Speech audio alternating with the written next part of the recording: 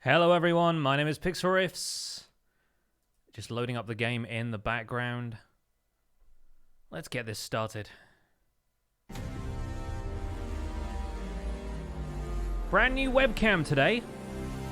Trying something out here, so thank you guys for being along for the ride.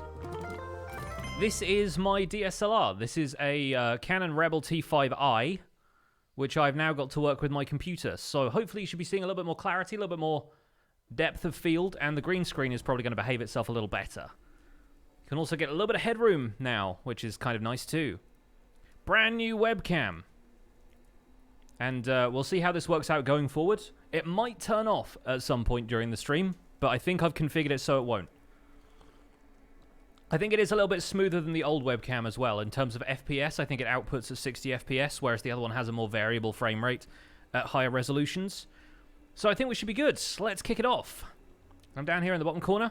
Got a little bit of room to one side, a little bit of room to the other. I think it's good. All right. Today we are going to be in Barefist Alex mode. Even though we've got a diamond sword right now, we're not going to be using that. Some Chronic with 100 bits. Thank you for the 100 bits.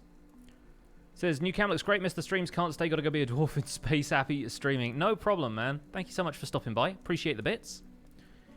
So, definitely quality increase. Good. Good to know. Yeah, it's going to be a little bit more natural color as well. And it's not going to be, like, overexposed the way the other camera was. So I think it's probably for the best. But yeah, I will check that the other camera isn't just like, yep, no, the other camera's not lurking in the background. Also means that if my wife ends up streaming at some point, then they can use the webcam. So that works. Let's get in here. Let's do some Barefist Alex. Today's plan is just to get as far through the regular Minecraft Dungeons campaign as we can, using no weapons. Although we are going to be using weapons for leveling, and that's kind of the important thing right now. We have a level 7 character, a power 7 character, thanks to the fact that we have a diamond sword, a bow, and a couple of artifacts, both of which are the same, because we have 2 sets of boots of swiftness. The merchant will hopefully end up trading us some new stuff, and then we can hopefully unlock a few of the other merchants as we go. Right now I have this armor here that I'm going to be using throughout the level. It gives me thorns, which is going to be the best enchantment to have. Alternatively, we can use this hunter's armor that has burning, but 4 damage every second is going to be not as good as Thorns, which is currently doing 150% of the damage that anything that attacks me is going to do. So we'll see how we get on. I'm going to go into... we're going to go into Creeper Woods again, or are we going to go to Creepy Crypt? Does Creepy Crypt give me the Death Cap Mushroom? No, I don't think it does, because I really want the Death Cap Mushroom. So I think we're going to try doing Creeper Woods on default 3, because that gets us gear and artifact power of 6 through 16. And I think when we come back to camp after having beaten it, the merchants are going to give me better stuff. So let's see. Let's see how we do. This is also the first playthrough where I haven't used a weapon at all, because we've been able to beat the tutorial level, or like not beat the tutorial level. We've skipped over it, and we've still been able to beat Creeper Woods after that. So this is going to be a little bit rough at first, but hopefully we'll be able to manage. I think those zombies with the giant swords are going to do a lot of damage to me, so we'll try and get this guy here away. There we go. And let's see if we can TNT these guys. Nice. I think that's good. All right. Let's move on.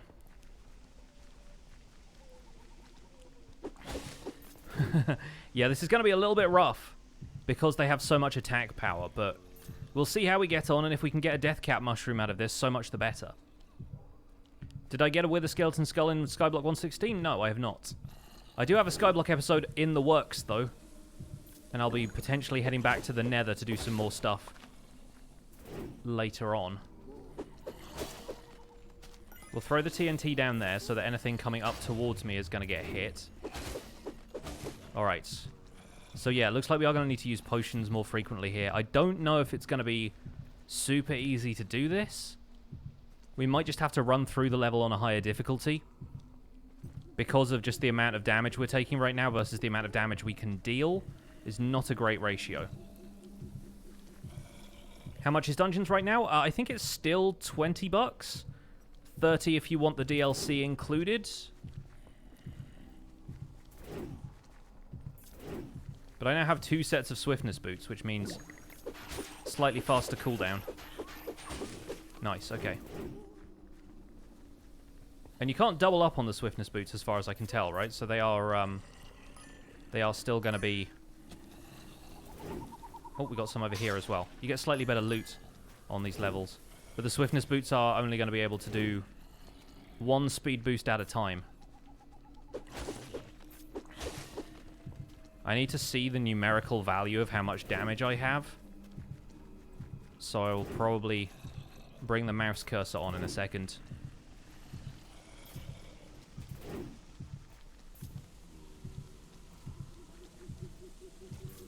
Oh. Nice, okay. We're good.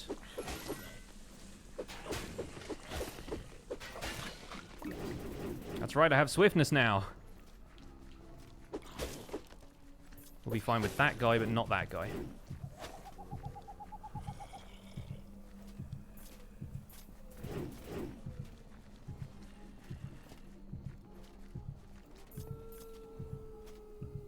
Mr. Alpha, I'm doing great, thank you. How long is the stream going to be? Probably 2 or 3 hours. We'll see how we get on. Just want to get myself a little bit more health before we go anywhere else. Yikes. Yeah, that's a lot. It's a lot of damage. Excuse me, chaps. Don't mind me, just passing through. I already mentioned this on Twitter, but there's a YouTuber called Kepri Gaming who did a run-through of Creeper Woods where they didn't actually hit anything. They just went through, rescued all of the villagers, didn't use any artifacts, any weapons, just dodge rolled and took health potions, and they managed to beat the entirety of Creeper Woods because all you need to do is rush through to the exit. And they did it without artifacts, which is pretty impressive because I rely on the speed boots a little bit later to get a little bit more velocity through these areas. But right here we should be able to stop and deal with some of these skeletons, because if they shoot me they'll take thorns damage, so that should be enough just to take care of these guys. I can deal a little bit of extra damage myself. And they're only dealing like 5 damage at a time. The zombies deal a bit more. But if we can take out a few more of those, we get more experience, we get potential for loot drops. We can avoid that creeper down there for now because we don't need to worry about the merchant. We've already got him. I'm going to start streaming Survival Guide again next week. This is the last stream from Minecraft Dungeons. So if you're not interested in Dungeons, that's totally fine. I understand. Feel free to click away and go elsewhere. But please don't complain about it in the chat because I'm here to play the games I want to play.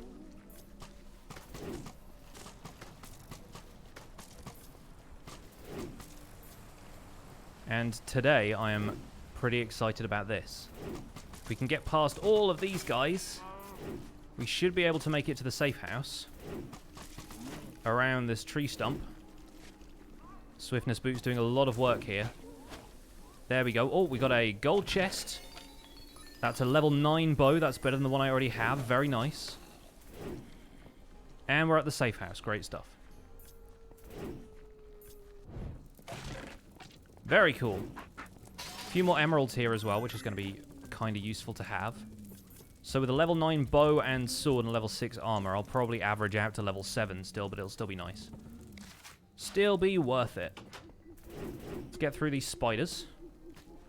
Which shouldn't do a whole lot of damage, and if they attack me, then they'll probably deal more damage to themselves, so that should be fine. Oh, we got a shadow brew, even better. Alright, let's make a run for it. And we could take care of this loot pig. I'm kind of actually gonna risk the wrath of the spiders to get this loot pig over here. Yes, and now we can corner him, except nope, he's running down there. Oh, great. That's right, come back to me. Come back to me, loot pig.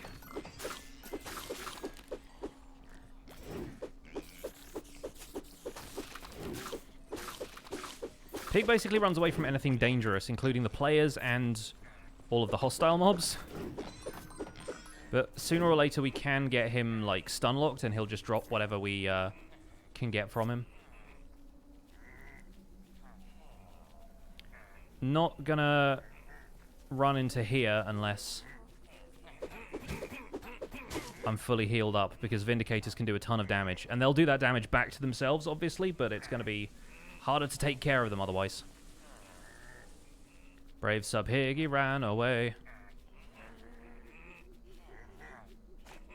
At this point, I really wish I had some armor with... I do have this one with Surprise Gift. So I could probably swap to this armor for a second. Drink a potion. Okay, I didn't get anything. That was kind of rubbish. It still only has a 50% chance to trigger at this stage. Speaking of trigger, we do have a TNT I can yeet down there, so hopefully something will run into that radius. The piggy bank did for a second there. But I think we're probably just going to have to run for it.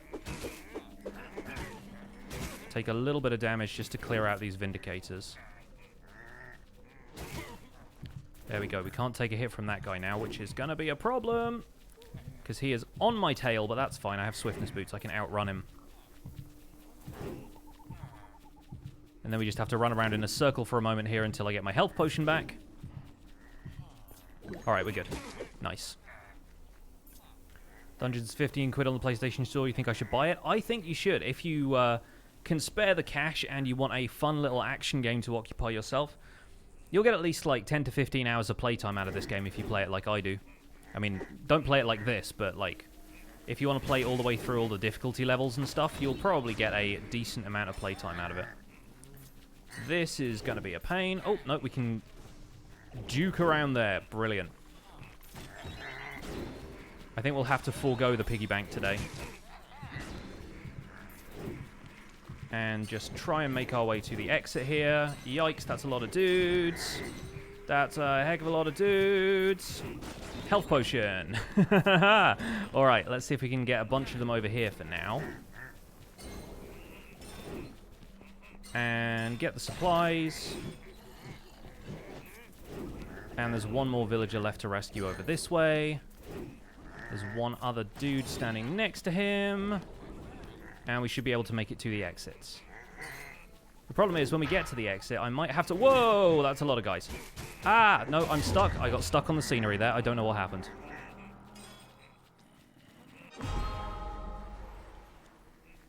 When I don't have a weapon equipped, the whole point of this challenge is to beat the game without weapons. And right now I am just running around, but I normally end up punching stuff. Unfortunately, right now, everything does a lot of damage to me because I'm playing on a slightly higher difficulty to get better loot. And the loot is all about getting you better armor, because once you have a decent weapon and a decent bow, you equip them at the end of each level, and when you return to the camp, you can buy better equipment. Which should mean I should be able to buy some better armor. Okay, I think we'll be good from here.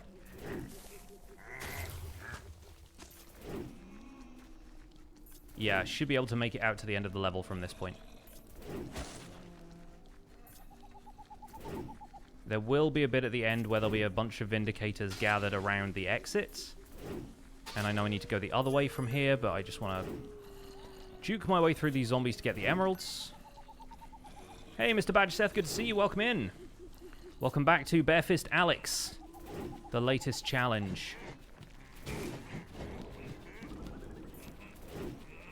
Okay, ignore those, ignore those.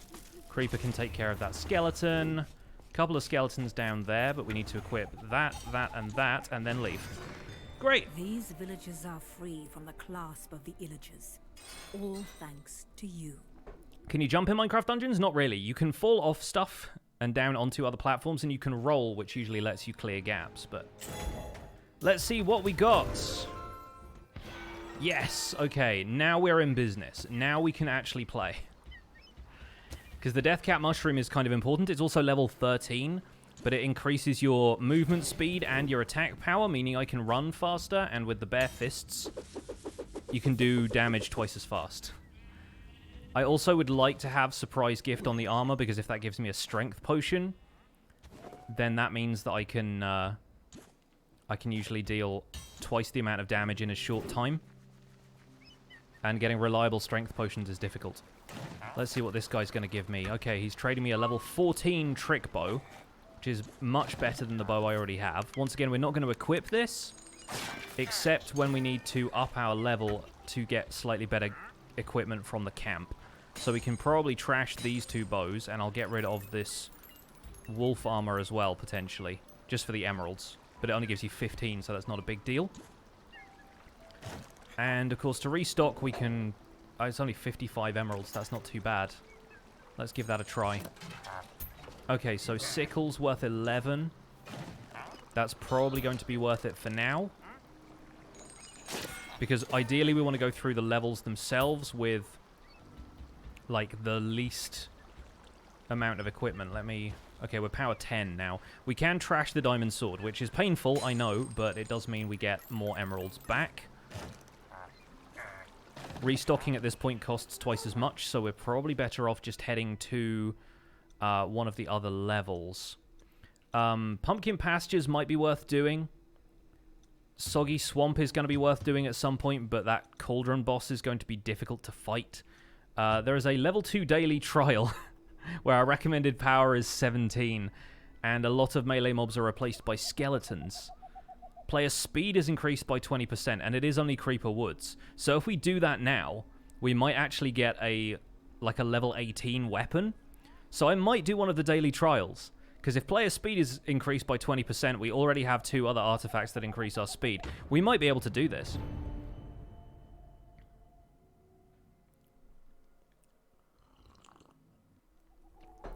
Does Minecraft Dungeons have netherites? Not yet, but it might do in a future update. You never know. Alright, so at this point, I'm going to equip the Thorns armor just so we can potentially do some damage on the way through. There's nothing else that will give me additional speed. And Potion Barrier is the only one that might be a little bit useful. I'll probably trash this armor later anyway. But for now, we're 20% faster. We have that move speed aura already. We also have Swiftness Boots and the Deathcap Mushroom. That makes us pretty much untouchable.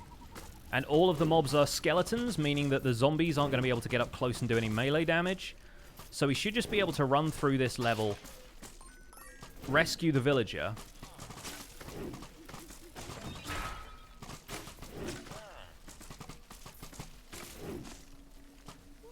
and when I get to a certain point, I will unequip my weapons because there might be a point at which I need to punch things and I don't want to have hit something by mistake. So we'll unequip those for now. Oh, still got hit by that one. Oops. I ran in the same direction as the arrow there. It even removes the creeper as well. That's really funny. This creeper's just down there as a skeleton instead. Actually, Paranor is the one who can tell you when to leave. Paranor is a moderator. Please listen to what they say. Like, moderators can ban you from the channel. Welcome to Twitch. Like I said, if you're going to complain about me not playing regular Minecraft today, then you can leave. Because we'll be back on Tuesday with regular Minecraft. If you can't be patient until then, that's your problem. The arrow trail is sick. It's pretty cool. I really feel like glowing arrows should have something like that in regular Minecraft. I think that'd be super fun. Considering that the glowing effect is really nice, but you only really tend to see it very briefly. Because if you have a decent enough bow, then you're just going to end up beating the mob pretty quickly. Tinker with the 28 months. Another month, another sub. You thought I was gone, but I was right here all along. Insert obligatory Final Fantasy request. Oh, one day. One day we'll get back to Final Fantasy, but only when people stop complaining when I don't play Minecraft. 5Cat, thank you so much for the tier 1 sub. Welcome to the Pixels. Enjoy your emotes and your sub badge. You are 1 in a million. I appreciate the support. Thank you very much. Fobbin on that, I'm really glad you're enjoying Minecraft Dungeons. I am enjoying Dungeons too, which is why I feel compelled to play it for a few streams, but as I said, we'll get back to regular Minecraft next week. We'll be back on the Ancient Debris grind. We have a level 15 sword. That's pretty good. And in theory, the reward we get at the end of this is just going to be another weapon, but it will potentially be a pretty good weapon, so here's hoping we can use that to level through everything. And luckily for me, all of the Vindicators in this area are also replaced by skeletons, so that's a really good daily trial for us. That's going to be a very good setup. And this is one of the things I wanted to test by doing a Barefist Alex playthrough, was how is the restructured level, the restructured like stuff with the daily trials and the maps and stuff going to affect people who want to try this Barefist challenge. And to be honest, there's a lot of stuff that can work out in your favor. You play on the right day, you get the right daily trials, you can speed through challenges like this. And even if the mobs are more difficult to take out, you just end up getting a few bonus rewards, and it turns into something that can be done pretty easily. There are still creepers there, though, because they are naturally going to show up every time you play through this map, and I died right at the end.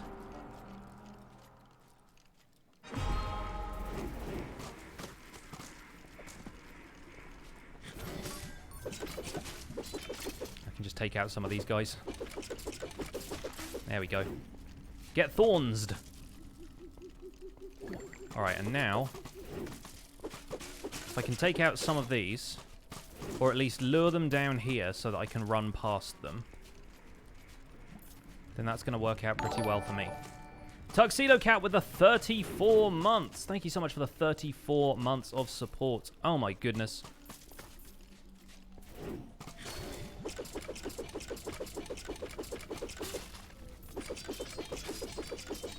Wreck yourself. Nice. Okay, so now we equip that sword, we equip the better armor and the better bow, and we exit the level. These villages are free from the clasp of the Illagers. All thanks to you. No idea what that noise is. But we made it. Now let's see what we get as a reward, and let's head back to camp. 551 damage dealt, somehow. A level 20 axe is not bad for this point in the game. It's got Busy Bee. That's cute. Alright, so we have a power 12 character. Let's see what the merchant is going to trade me. Very nice. That bow there is level 15, but more importantly, the Spelunker armor is level 14. Unfortunately, none of those enchantments look like they're really going to be good. Recycler is no use to me. The swiftness after rolling ain't bad, and then Explorer is also good for regaining health, but really, I might want to just buy one of these bows and then restock. Then again, just having a higher level armor is pretty valuable to me right now. I've got the emeralds, I may as well do it. May as well just buy that, equip both of those, so we can trash the trick bow. I can probably trash the hunter's armor as well, because I'm only wearing that for the level. So now I have a power 14 character. If we restock here, okay, we have 14 hunter's armor. That might be actually worthwhile, because that's got burning. So I think we will buy that. And then the burning enchant on this is going to do 6 damage. Okay, that's not the best. And deflect really isn't that useful to me at this point, but yeah, in theory that's going to do quite well for us. It's going to get us a lot of health. Both of those have 54 health. Range damage and weapon damage boost aura really aren't going to do much. And the pet bat will probably do more damage than I will. But I'm going to trash the Spelunker armor anyway. We don't roll that way. So, Thorns is winning right now. Probably not worth it to restock when I have so few emeralds. Shall we do... Let's do Pumpkin Pastures. We're probably going to do this on default 1 for now. Or maybe we'll try it on a higher difficulty if we get more confident, but I think I need better armor and chance for that. So let's give it a go. Didn't Barefist Steve have a fishing rod? Yes, because I beat the tutorial with him, but the tutorial requires you to use a bow twice. So technically speaking, we ended up using a bow twice during that playthrough, but only because the tutorial required it, and then we beat the rest of the levels without using weapons. With Alex, I skipped the tutorial, so I went into Creeper Woods with literally nothing. We had a power 0 character, because I didn't have anything equipped. Oh, I'm still using my axe. Dang it. Okay. Gonna return to camp. That is my rule. If I end up forgetting to unequip my weapons at the start of the level, I always go back to camp. Mission failed. Yes, exactly. This is like the Metal Gear playthrough. It's like... I got caught, basically. Alright, we'll unequip those. I now have power 6, and now I just punch. I'm also going to take my jumper off because it's warm in here. Ugh. Are there enchants to make fists only viable, or do you work off other damage sources instead? There are a couple of enchants which really help. like burning, because it has a burning aura. You could also use the rolling enchantments, but I don't really like using them all that much. I don't like relying on them. Maribel Jade with the 15 months, or 16 months total, sorry. And Tyler Plays Up, thank you so much for the 5 months of Prime. Appreciate you guys. Hope you're both enjoying the stream today. But yeah, the Death Cap Mushroom makes it so you can do a lot of damage to stuff. And especially if you get Surprise Gift, that gives you an enhancement, which means you can get strength potions and stuff. Thorns on this armor is going to be really useful if anything hits me. Although I'm not wearing the right armor for that, so I should probably switch. That one. There we go. As long as this Geomancer doesn't give me grief, which he's trying to do. There we go. I do like that stuff still drops emeralds and loot if it's killed by an explosion, even if it's not an explosion that the player created. That's kind of handy.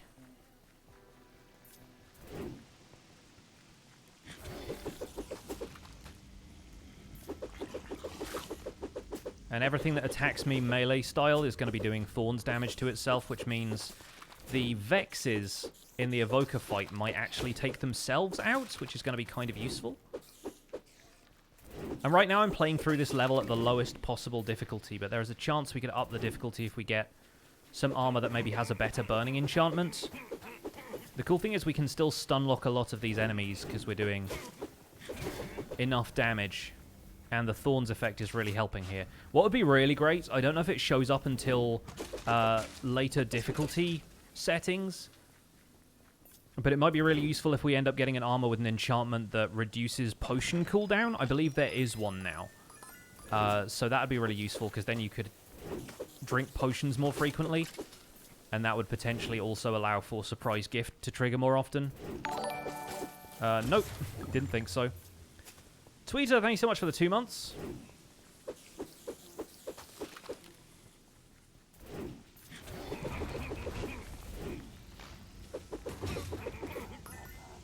Geomancer up here, who's going to be a pain, as Geomancers usually are. Don't mind me. Just blow up. Just blow your darn self up.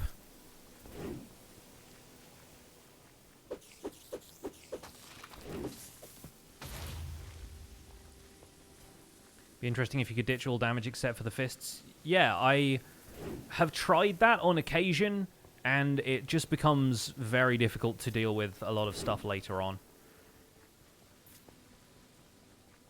It all becomes about being able to dodge and timing and stuff like that, and realistically later on, especially when you get to the boss fights later, doing damage just using your fists really becomes difficult. Like, it ultimately helps a great deal if you end up with some other sets of enchantments that are going to help you augment that damage. And right now it's just helping me clear out some of the weaker mobs. And means that if anything does attack me, there's a higher chance it gets taken out. See, Fire Trail will do 18 fire damage per second. And Frenzied gives you additional melee and ranged attack speed, but I don't think it's enough to get you to level 2, and you have to stay at low health, so...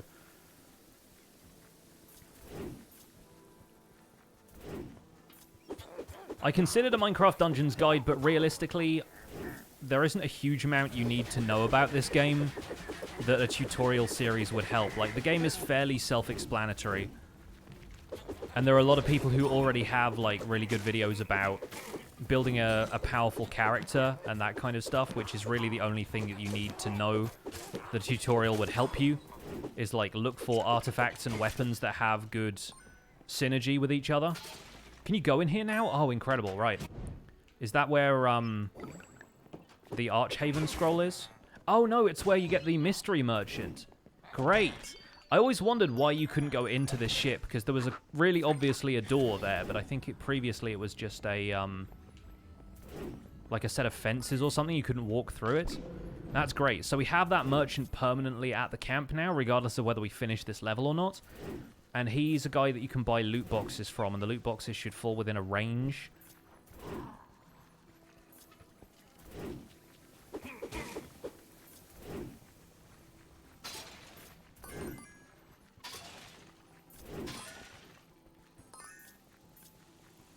Does the mystery merchant come with Shaggy and Scooby? He probably does. That is... Food reserves is not a bad enchantment to have on deck as well. I think this one we're probably going to ditch just because we've already got a higher level burning enchant. It's not doing much damage at that stage, though. And that wolf armor I was only keeping around because potion barrier gets really useful later.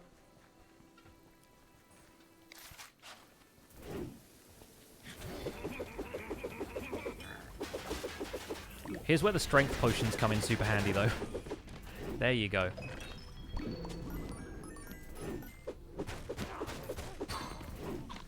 Nice. Take all the emeralds I can at this point. This actually is a pretty good level to just go through and loot. Skeletons only have 7 HP right now. I suppose we are on default 1. Use every last bit of the strength potion that we can, and then go back to punching stuff. 2 TNT is pretty good. Especially if we reach that evoker fight a little bit later.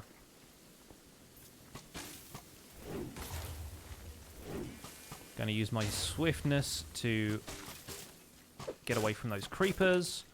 All the skeletons here will just shoot themselves to death on me because of thorns. What do I think of the idea of adding other types of golems? I would love to have clay golems in the game at some point, because I feel like having a renewable source of clay is one of the few things that's left in Minecraft that could be of benefit to players. The same really goes for sand, although I like having... I like other ideas for renewable sand. Whatever people say, the Wandering Trader is not a renewable source of sand.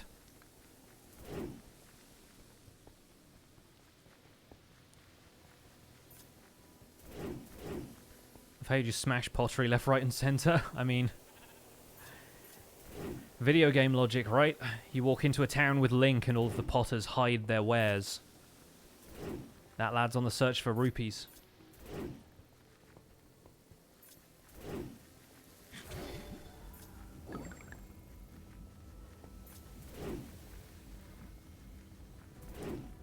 What I really need is an armor that has 2 enchantments on it.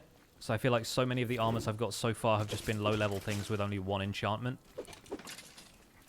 I won't get them playing through on the lower difficulties right away, but hopefully sooner or later we'll get to the point where we can scam some of that stuff off of the village merchants.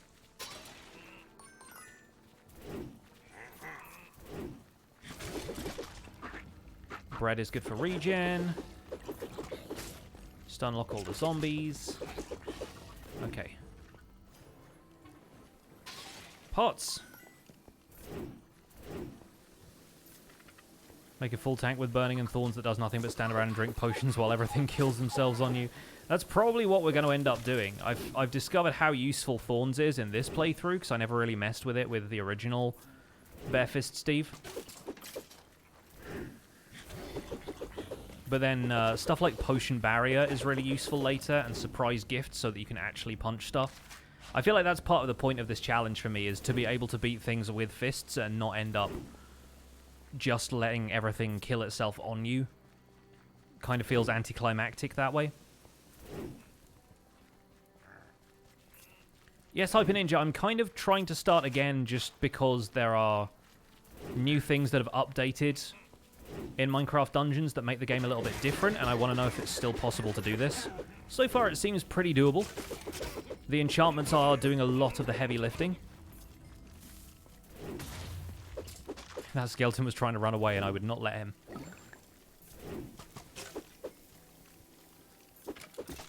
Obviously, if you wanted to do a run with pets as well, you could do a lot of stuff just with the bees.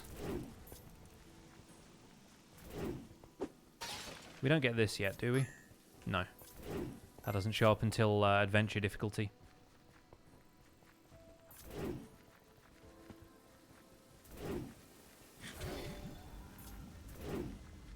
Having 2 sets of swiftness boots is actually underrated. I like being able to just run around pretty much constantly at that speed. That's really useful. This guy's going to go down. Nice. Let's get the bread. Let's get this bread, gamers. Alright, this is our first ambush first, like, mandatory checkpoint fight. Shouldn't go too badly. It's just going to be a couple of indicators.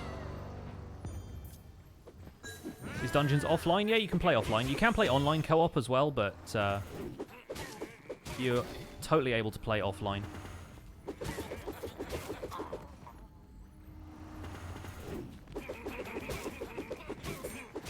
Man, while the bread is still active, that's a pretty easy fight. Nice. Let's find the village.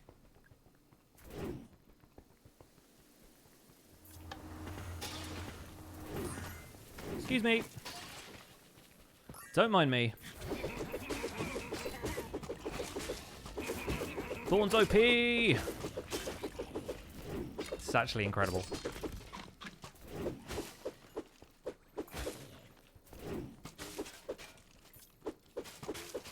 Might have to worry about taking a little too much damage from those guys, but the apple is really going to help, and we got a shadow brew. Perfect. Because with that, we can punch this guy, stun lock him. Basically, everything else is going to go down at that point. Very nice. Really want to play this game? It's a fun game. A fun game. The Arch-Illager just appeared. He does that. Every time there's like a checkpoint fight in the main campaign, he will like show up and do like a ha-ha noise and then like run away from you. It's like, just fight me here, dude. We could save a lot of time. Standard like video game villain logic, though. I will show up to thwart you, but not actually fight you until much later. Let's see if this loot piggy gives us anything fun. Hey, come back! Alright. Hyper Ninja, yeah, you can totally play this with mouse and keyboard. It has mouse keyboard controls built into it. I tend to play with a controller because that's just what I'm used to from playing other dungeon crawler games like arcade style. Like there was an arcade where I used to live that had a Gauntlet machine, and Gauntlet was really one of the early kind of top-down dungeon crawlers. It was 4-player, so there were like 4 sets of controls on this thing. And it was a really fun game. There were like different character classes. There were like archers and warriors and that kind of stuff. It was very kind of D&D classes based. Yeah, I should really mess with the mouse controls. There we go. I can also turn this off from playing in the background. There we go. 75.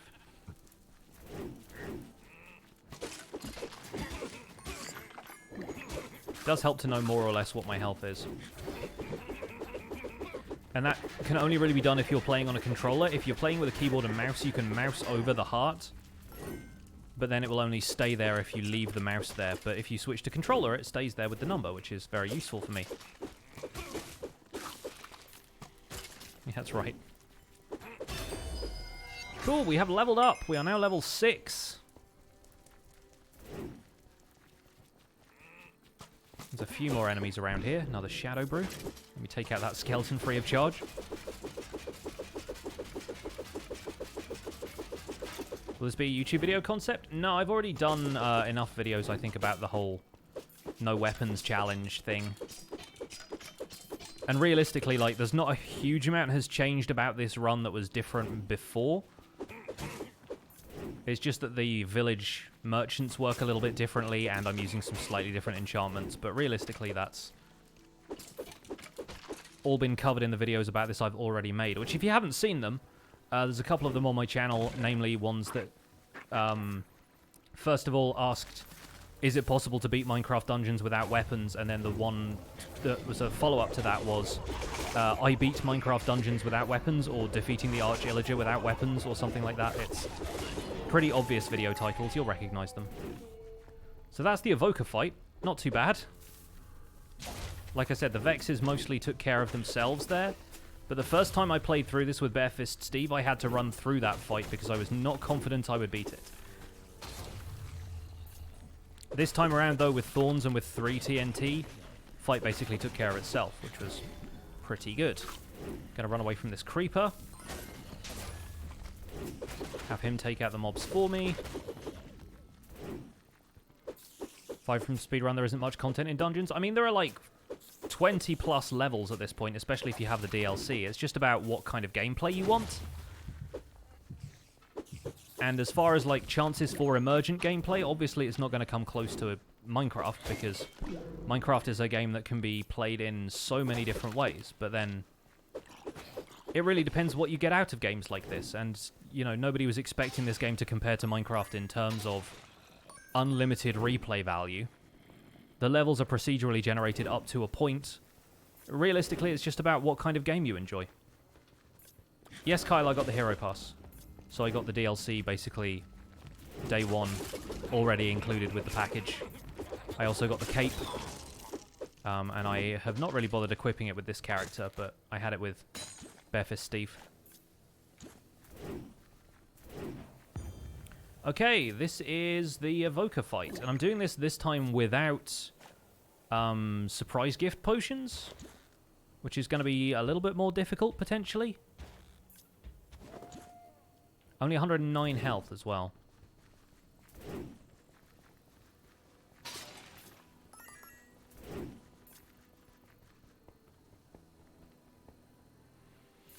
Can you kill the tree? The creeper does it always explode? No, you can kill it. You can absolutely kill it. It's just, right now I have very little damage because all I'm using is fists.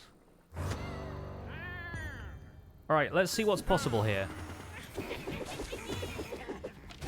We can take out a couple of these guys, and once again they're going to wreck themselves with thorns.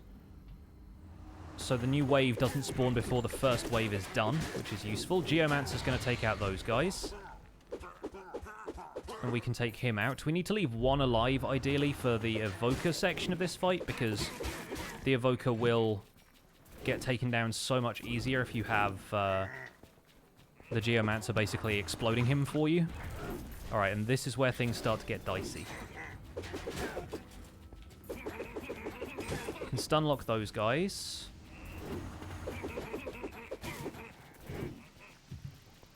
Need to wait for my health potion to come back here. So I might... Oh, okay, Evoker's here. Which means Vexes when we get close to him. So let's not do that for a second here.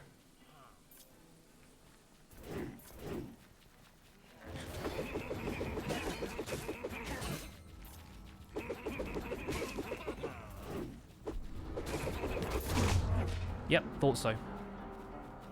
So that Fang attack is still pretty lethal.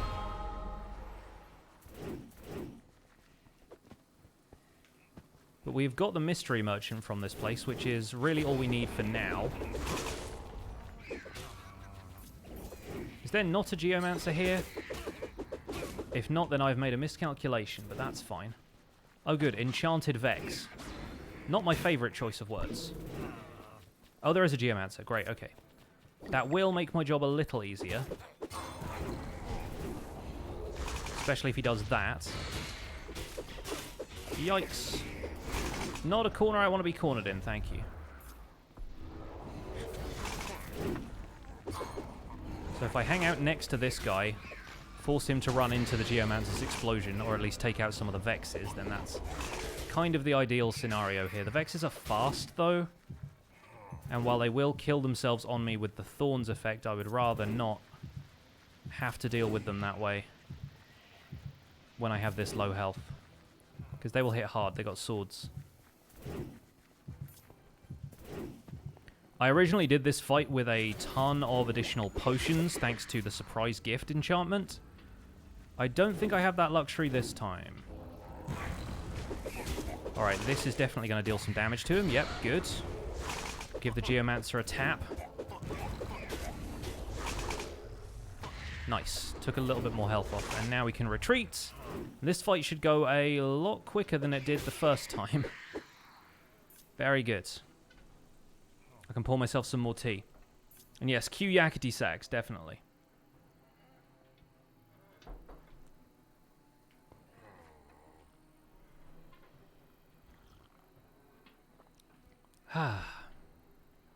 Right. Can heal up. Get in here and punch this guy some more. Slightly outside of the Geomancer's range, unfortunately. Nice, he took some damage that time. That was good. This should be fine. Insert dog on fire gif. Making me want to go for a third cup of tea. Do it. Do it.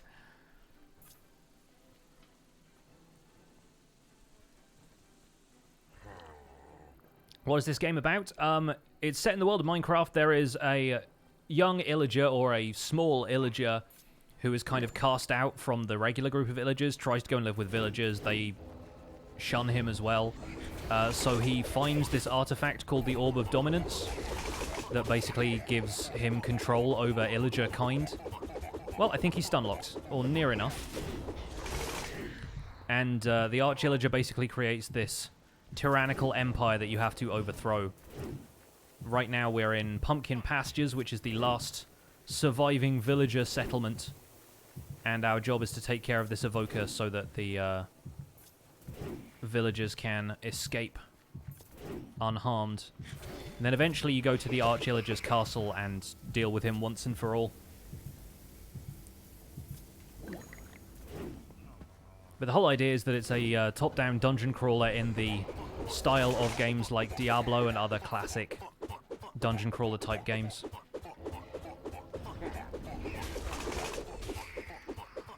There's a lot of loot involved. Nice, we took him down pretty easily. And we just need to take care of, oh, a couple of emeralds and stuff here that we missed. Geomancer up here as well. Great. Now let's take a quick look around in case there are any secrets on this level that have been added recently, but I don't think there were. Is my ghast farm still working 116.2? I believe not, because it requires wither roses, and ghasts will not spawn in wither roses anymore. Those geomancers are annoying. They are annoying, especially on higher difficulties. That one was taken care of pretty easily, though. Cooldown is another really useful enchantment, but I think we'll scrap that because it's such a low-level armor. We get back up to power 14, exit the level. You did it. Is there going to be a wither in Minecraft Dungeons? I don't know. They haven't really talked about the expansions for the game yet, but I imagine we'll learn more about what their roadmap is for Minecraft Dungeons content at Minecraft Live this year. Nice. Oh, we have a wind horn, finally. Such a good artifact to have for this playthrough. Really all I need now is the Ironhide amulet, and I am back to my original setup, basically. My original gear. Let's see what the mystery merchant has to sell us. Okay, item power 14 through 20, that is good. That means that the items I need to come back to camp with are still doing the same stuff they were before. Hunter's armor has decent power, and the axe is an 18, that's a 20, okay. Having a 17 Hunter's armor is not bad, though. So we'll buy that for now, and that can just be like our go-to leveling armor. Burning now does 7 damage, so that's 14 every second. That's not bad. That's getting into a good range. I think it might be outdoing Thorns at that stage. Make a ghast farm, push the ghast towards the wither roses. I mean, if ghasts can be affected by lava flow, then potentially you could do that, yes. Depending on whether they will spawn in lava or not. That soul lantern is a higher artifact level, but artifacts don't affect things as much. Mystery armor, 25% melee attack speed in ghost form when rolling, plus thorns. That's good. That's very good. I think we might go with that now. Because that's going to be better than the thorns we get on this. And you get ghost form when rolling. Yeah, and then like a faster melee attack speed. So if I remove the axe... Barefist Alex is now faster than Steve was. I don't think having ghost form for that long is really going to make any difference, but Maybe it would last for longer if the armor was a higher level, I don't know. But that's going to be very, very useful. Once again, we'll need that armor to go into and out of stages just because of the power difference. Nishri, thank you. Very, very happy about it. And see, this guy is now selling boxes that we don't know what's in them, but the item's power can be anything between 14 and 20. And we can buy one of those with 205 emeralds. Let's go do Creepy Crypt. And then we can raid that for emeralds, come back with some good gear. The other daily trial is now unlocked. Player health decreased by 30%. 50% of melee mobs are replaced with redstone cube, but you have food reserves. Now, food reserves only triggers when you drink a potion, so that's really not great. The gear and artifact power is good, but I feel like we would have a harder time with all those redstone cubes everywhere.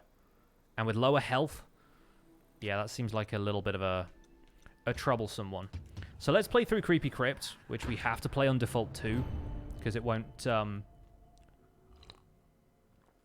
let us play with any lower difficulty than that. But that's also good, because it means we still get gear within a certain decent range. Let's unequip those. This mystery armor should give us better attack speed and thorns, which was just as good as our previous armor. So I think we're going to be alright here.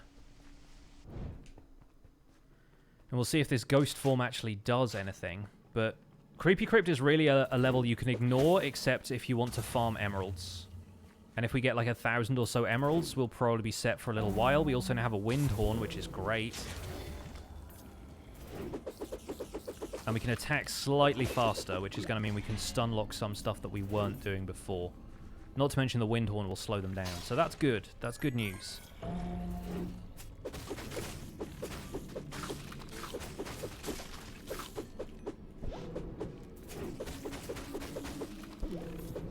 Yeah, I think if you roll towards some stuff, it's going to get confused by the ghost form slightly.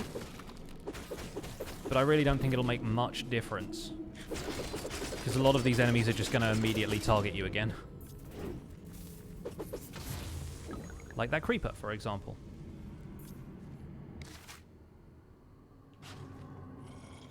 Ghost Mug is perfect for the place called Creepy Crypt, yeah.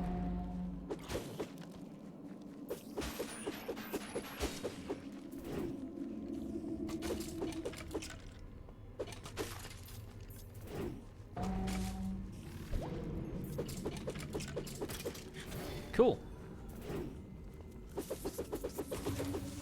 How different are potions in this game than regular Minecraft? There are only like 3 or 4 potions in this game. And they don't really do quite the same stuff. Like, potions of strength and swiftness are more or less the same thing. They have a much shorter duration because of the type of game it is. Giving you strength for 8 minutes would be kind of overpowered, considering the game is all about combat and the mobs are so dense. There is also a Shadow Brew potion, which is basically a potion of invisibility, with the exception that it doesn't last for as long. It wears off as soon as you hit something, but when you do hit something, it gives you, like, a bunch more damage, basically. Is there a Elytra in dungeons? No, there is really nowhere you can fly, so it really wouldn't make any sense.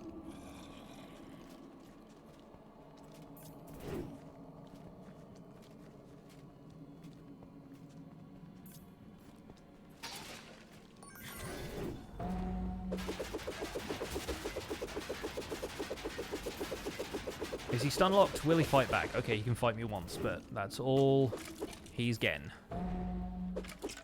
The other problem about the wind horn is it does knock stuff back, which is great for large groups of enemies, but for the slowing effect, you're better off using enchantments like freezing. Is there a nether in dungeons? There is a nether portal, but it is broken, and it's in a corner of the map that only appears when you have beaten the game once, so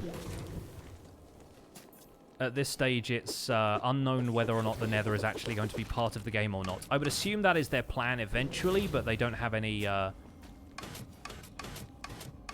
nether-related stuff in the game quite yet. There we go. I messed that up and forgot which button I pushed last, so I think I screwed up the order slightly, but not a big deal. We can grab this, whatever it is. Hunter's Armor. Not really that useful.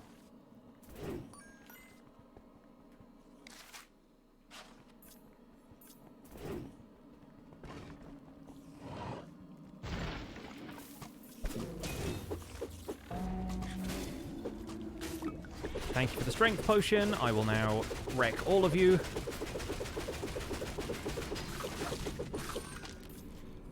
That plus thorns is just weapons grade.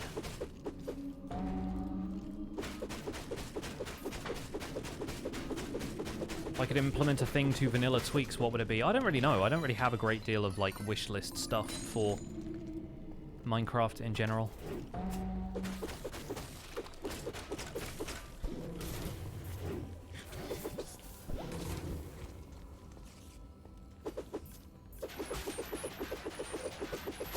That's so fast. So fast with the mystery armor. Mystery armor is great because the effects it rolls are kind of random, so every set of mystery armor is different. And they're never, like, the greatest effects, but I think a lot of the time it can be useful to just get a good combination of stuff. It kind of gives you more of an understanding of what's out there. Will there be updates in Minecraft Dungeons? Yes, there have been 2 already. And this latest update, the one I'm playing in right now, has changed quite a bit about the way you get weapons and armor and stuff, so there are some fairly fundamental things about the game which are still being tweaked and changed and upgraded. They have said they're trying to add more stuff to the end game to make it more entertaining for people who've already beaten the game and don't really know what to do next.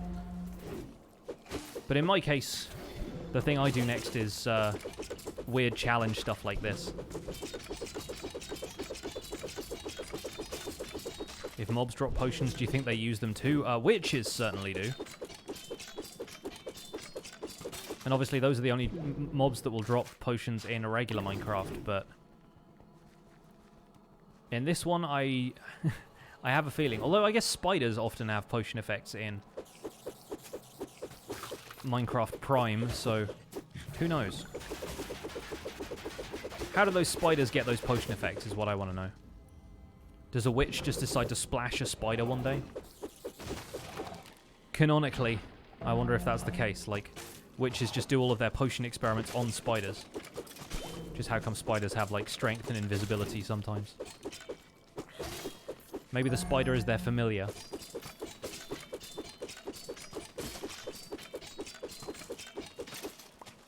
Two TNT already, nice. The Wandering Trader does use an invisibility potion, you are right. That is a good call. Oh yeah, the Windhorn is also really good at dealing with creepers.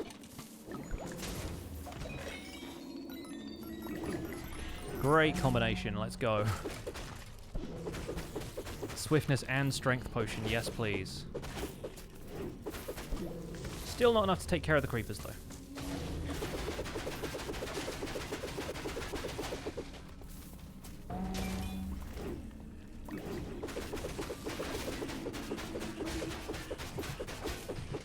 Okay, gonna have to back off here while my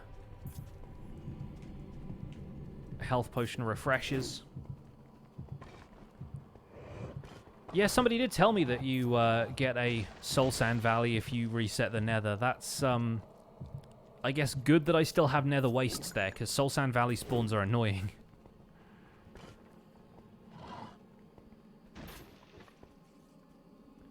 Made your single player world on normal. When you try and convert zombie villagers, they have a chance of being killed. Is there any way of changing this back? If you play on hard, they will turn into zombie villagers 100% of the time. So upping the difficulty is basically the only real way for that to happen.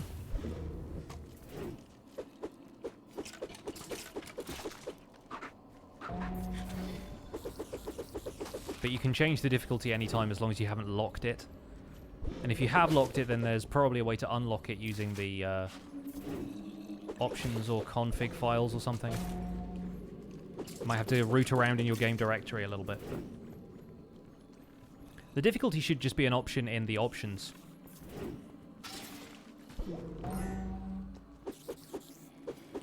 How often do I play Minecraft? Pretty much every day. I usually have a day off on Fridays, and then Saturday I do the Hermitcraft recap, so I'm not playing Minecraft as much on that day, but I'll often start recording for Monday's episode on Saturday. A lot of the time I record an episode the day before it comes out, but not always. Will there be robots in Minecraft? Do iron golems count as robots? I have a feeling they kind of do. But Minecraft is meant to be a low-tech world. It kind of evokes more of like the fantasy and medieval kind of genre than it does like technology and stuff. That's why beacons and enchanting are a thing, but like tech upgrades and stuff aren't, you know? That's why the underwater breathing equipment that you get is a conduit and not a scuba apparatus.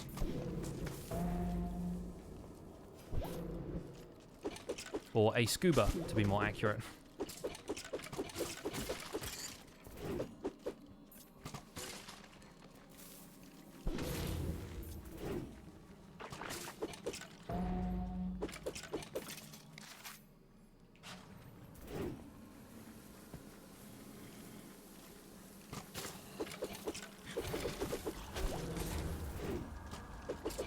Is redstone magic or technology? I feel like it's kind of both.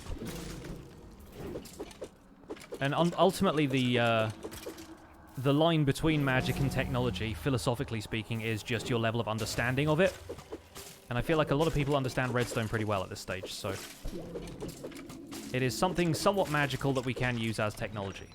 But realistically, redstone can generate its own power, which does not happen in real life.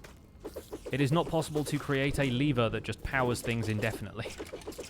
There is electricity for that. And that has to be generated somehow, whereas redstone power, no real need for it to be generated. Unless you're playing in a tech mod like Applied Energistics or whatever. But then again, that's modded Minecraft, which is different. Thorns, Explorer. Oh, hello. Did not realize that was there. The other one had Fire Trail and Electrified Roll, which is not an enchantment I want to use. Hunter's Armor 10. Surprise Gifts. Let's trash that in favor of one that has Surprise Gift and just slightly more health. Unfortunately, I can't get that to level 2 yet because I've spent my enchantment points elsewhere, but that is good to have, and we'll take the emeralds from those. What's my favorite enchantment in Minecraft? Silk Touch.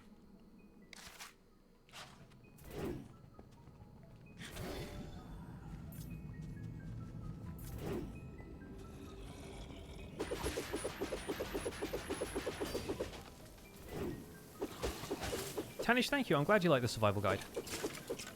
We'll be back streaming from the survival guide on Tuesday. It's going to be my last day with this new Minecraft Dungeons update before we go back to regular Minecraft for streams for the foreseeable future. My streaming schedule might get a little bit disrupted here and there over the next little while because my wife is probably going to be going to see her family at some point, which is kind of difficult to do during a pandemic, so I may need to take a couple of days off to get things organized for them. But don't panic. I will let you guys know. I'll keep you guys updated with everything. Is there an animal I would like to see added to Minecraft? Ostriches. They've said they're going to add them in the Savannah update, and I find ostriches really funny in real life. So I think having them in Minecraft is a recipe for hilarity.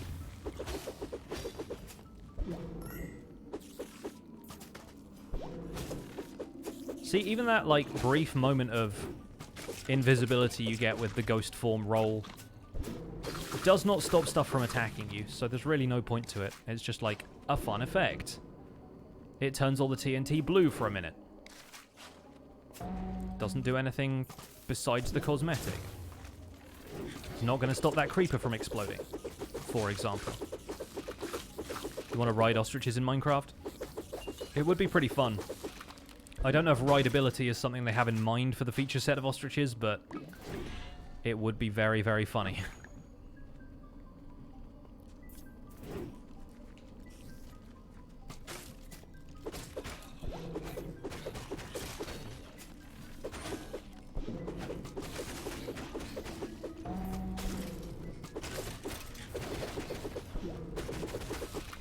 The The combination of Strength Potion and Death Cap Mushroom is basically the only thing that's ever got me through these levels. Especially when fighting creepers.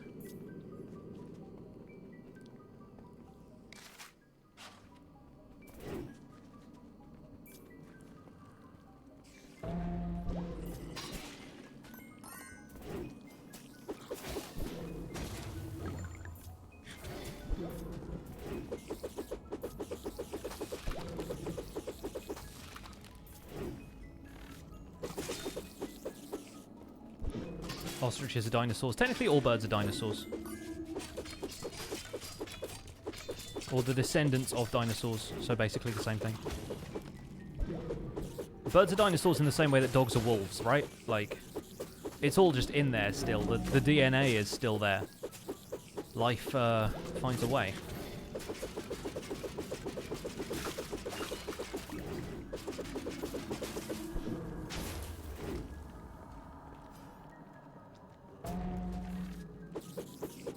Do I want a new ore in the game? I mean, I didn't think I did before, but then they added netherite, which is... I don't know if it technically counts as an ore. It sort of is, sort of isn't. Because ancient debris is supposed to be just, like, remnants of a previous civilization, but as far as, like, gameplay mechanics are concerned, it is basically an ore. And, you know, then we got netherite, which is fine. It's fun to have. It isn't that different from diamond as to be game-breaking. I think it's cool.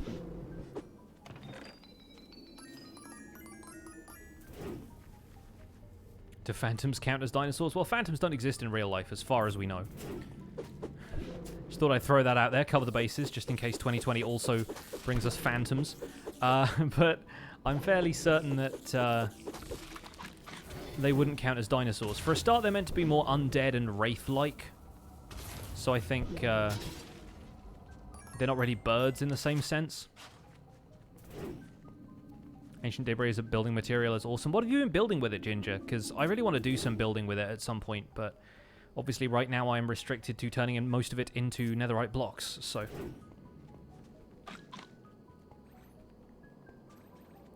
We needed some stuff to protect us from 2020, so netherite, yeah, pretty much.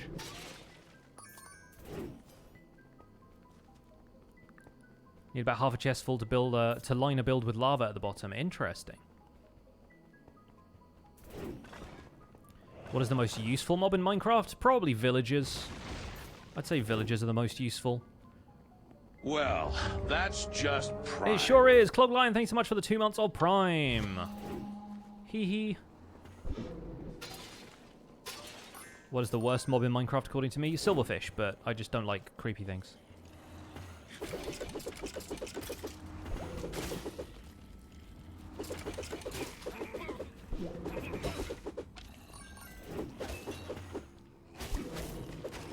Now I'm actually a ghost for like half a second.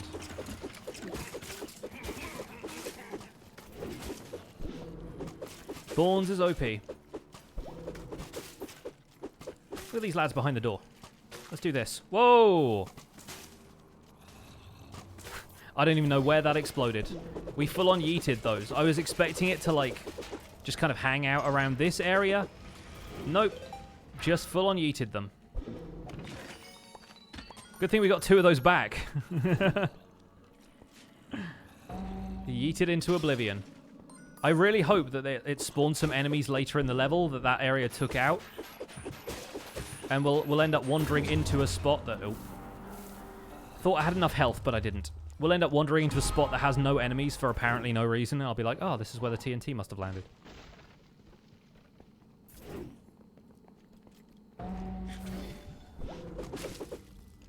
I was invisible for half a second. How did you possibly see me?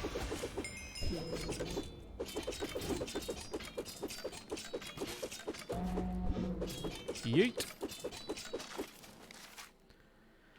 Alright, now we're done yeeting those guys.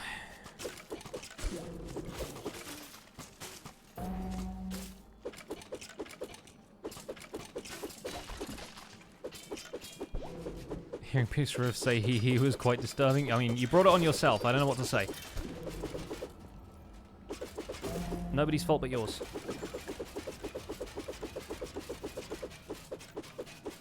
Imagine being the skeleton and having a guy punch you, like, this many times and just being like, oh, I don't seem to think that's a problem. And then you'd, like, keel over, basically. Looks like we don't have any secret obsidian chests here. Unfortunate. But we'll manage, I suppose. Moving on up to the treasure room.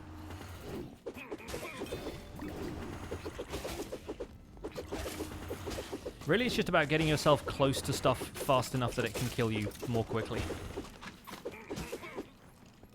I also wonder how thorns would work against the Arch-Illager boss. Like, if you could get to the point with thorns and potion barrier where it would just kill itself on you, that would be kind of incredible.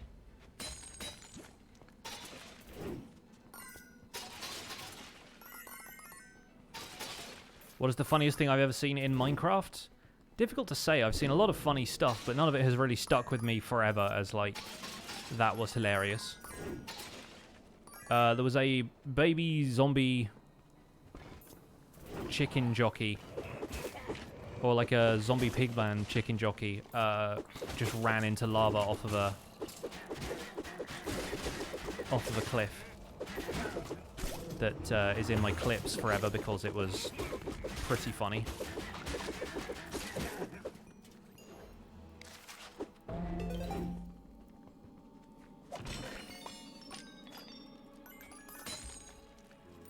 Get rid of that as well.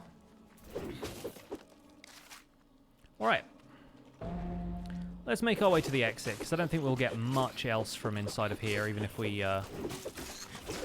end up scouring this place. Thanks for the pork. And the apple. Pork and apple, that's a good combination.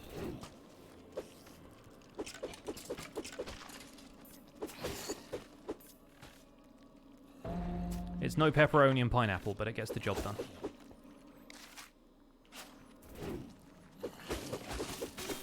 Do I like steak or chicken in real life? I am much more a fan of chicken. I don't really like steak all that much. Depending on the steak, of course. Like, a well-cooked steak is nice, but it's a lot of meat. A lot of the time.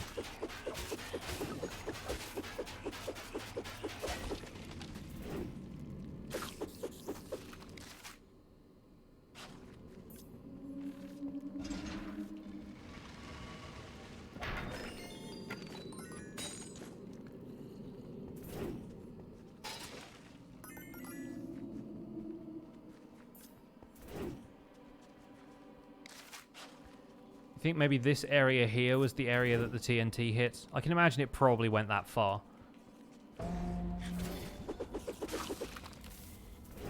Yikes. Yeah, couldn't get out of the web in time. Looks like our exit is over this way.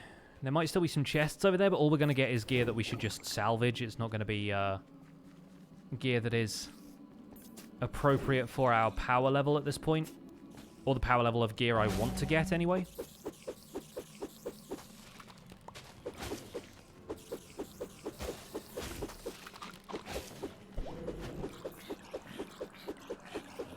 That zombie up there in the top left is having a moment.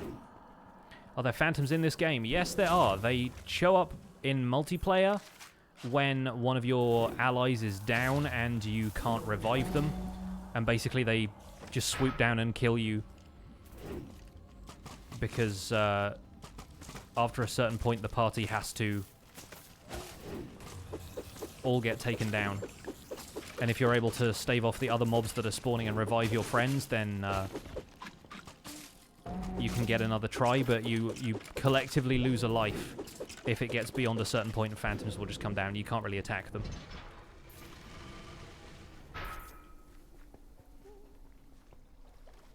Tofu what? Dauphinoise. Potatoes in kind of like a creamy garlic sauce. It's usually lovely. You probably had them as garlic potatoes if you are into that, and the person who served them to you didn't know they were called dauphinoise.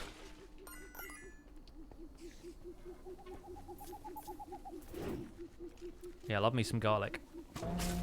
Made fresh pesto the other day, and a lot of garlic in that.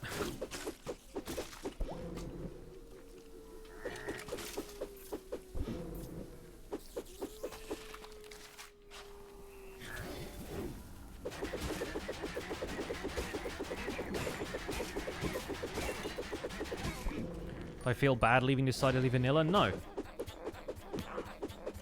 I didn't really formally leave, I just stopped making videos. And I feel like that happened to a lot of people beforehand. Is that, like, everyone at the time, because we weren't, like, full-time content creators, any of us, like, people would drop out of the server from time to time just because life got in the way. And that was perfectly understandable to everyone. And in my case, I wasn't even a full-time content creator at the time I left DV. It was just, I started making the Minecraft Survival Guide, those videos took off, DV stayed where it was, and I figured, sure, I'll devote the rest of my energy to the thing that's actually going to be successful. Need to equip these. That's it for artifacts and stuff as well. Great. Dolphinese, as you say here. Will I play multiplayer one day? Multiplayer Minecraft or Minecraft Dungeons?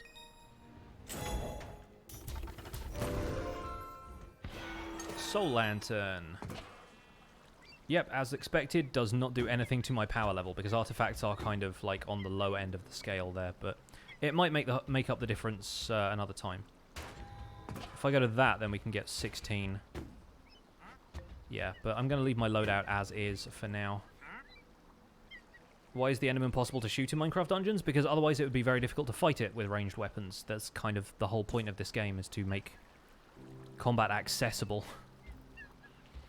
Okay, at least we can now get a surprise gift on this, so we have a 100% chance to generate a potion if we need it.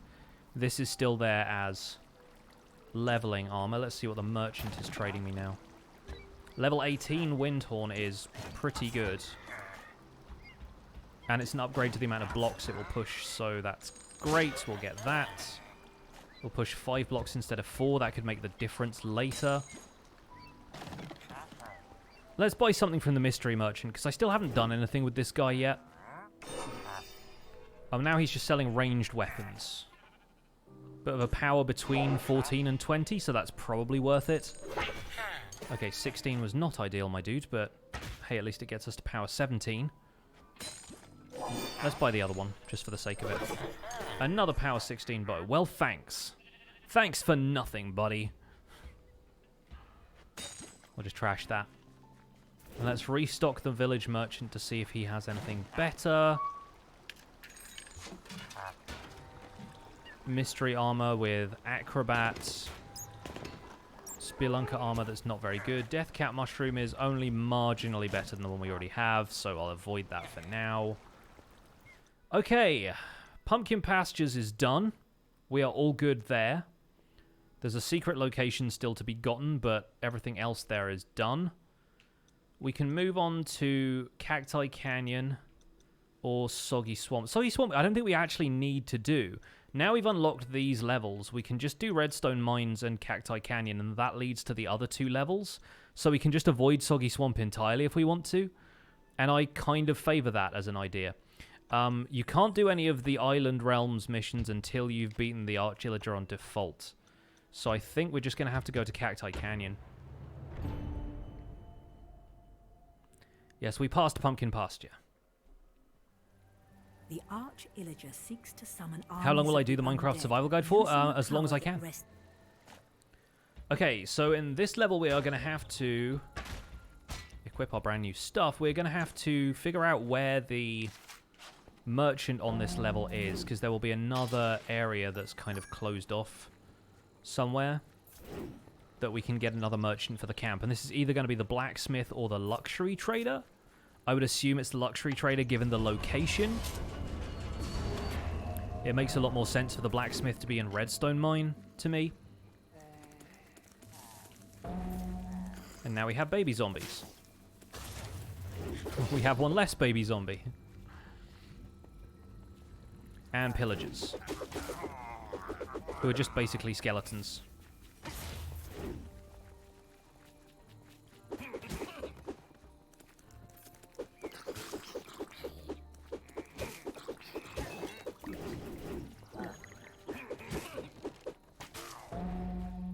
This is also the point at which we can start putting stuff in the pit more frequently, because I now have a slightly better wind horn, and there are lots of places where we can yeet stuff into the void. Like here, for example. That's one of them. I think the other guy's also stuck on the scenery now, which is good. I have 5 health. Are there different islands in this game? Yes. The overworld map is, I think, 10 levels total, plus like 4 or 5 bonus levels now. And then there are islands with different biomes. So the first one is a jungle island. The second one is a like a snow biome island. And they each have 2 levels and a bonus level. The bonus levels are basically just the same as regular levels, but they're just not part of the story. If a blacksmith works with redstone, is he a redsmith? I mean, probably, actually. I like that as a description. Shall visit the redsmith this afternoon.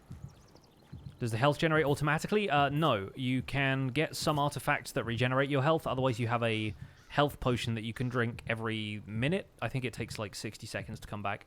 Maybe 30. I haven't timed it. There we go.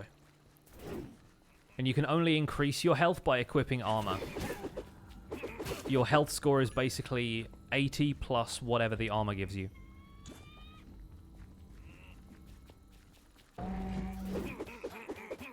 So in my case right now I have 137 max health. Oh, Shadow Brew, perfect.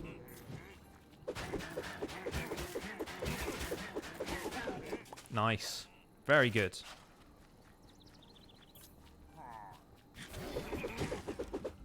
Odd Guy Out, yes. Hermitcraft Recap is one of the projects I do, yeah.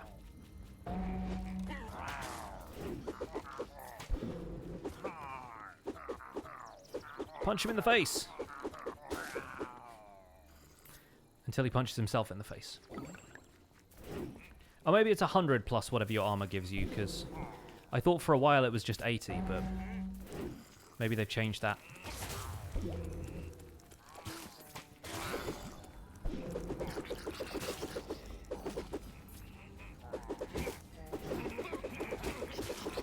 Alright, these basic enemies can just take themselves out on me. Thank you, Thorns. Let's throw some TNT over here, and nice. Did pretty well that time.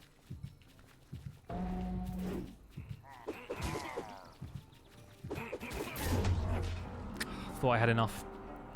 Thought I had enough.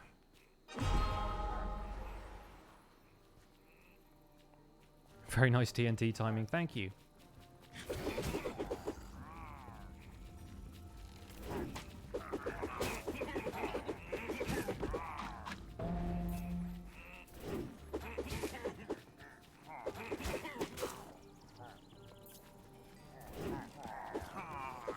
Wonder what's going to be in this chest. A longbow.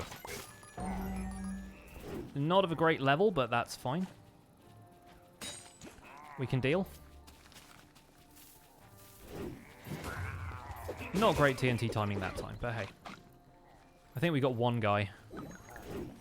TNT is not super useful in this level. There's not a great deal of places where the enemies are, like, bunched up together, so we'll do what we can with it, but it's not essential to keep. There aren't any bosses or anything on this level either, so...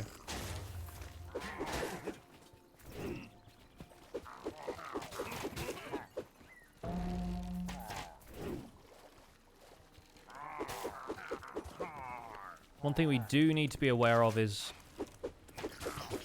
these sections off to the side where the luxury merchant could be, because I don't know where to find him. I've unlocked him, obviously, in the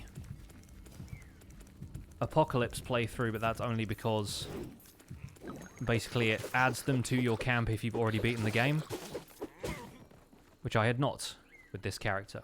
Do I often play dungeons? I played it like on and off throughout like the last month or so. I come back to it whenever there's a new DLC and I'll play for like a full week or so, but I'm not playing it like 8 hours a day the way I do with Minecraft sometimes. Time to run away again.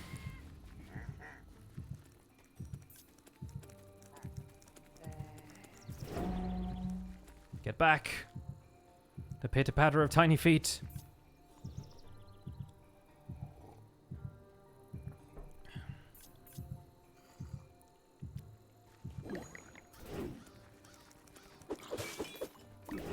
Any free updates or just DLC? The DLC adds new levels, but the free updates include basically anything that's in the original map. So there are daily trials that will generate every day, which are playing through existing levels but with modifiers. So like additional objectives and like usually like a bunch of mobs are replaced with tougher mobs, but then you have an enchantment that helps you a little bit extra and there's a better chance to get higher level gear. So it kind of adds to the loot grind aspect of the game a little bit.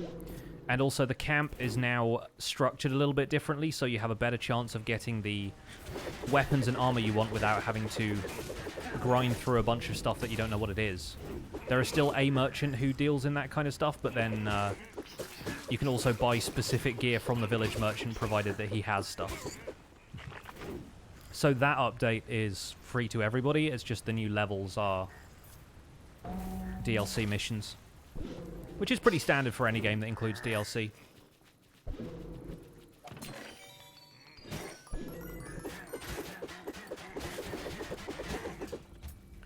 Cool, we have a cutlass. Not as good as that axe, but we'll keep it around. In emerald form. How long's the stream going to be? Probably another hour or so. We'll see how far we get. Not planning on going super late, though.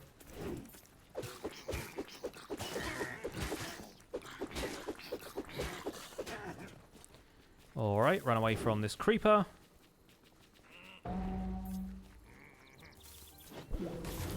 Oh, I thought he was gonna help me out with his Vindicator. Apparently not.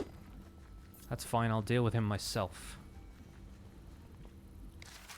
Okay, no sign of our friend the Luxury Merchant, so we can move on.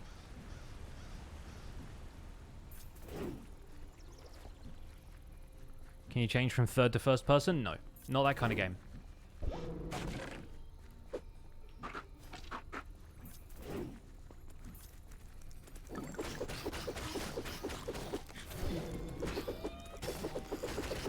I think a lot of enemies in this would get very overwhelming if you were playing in first person as well, because there's some stuff where it kind of helps to know that there is stuff around you.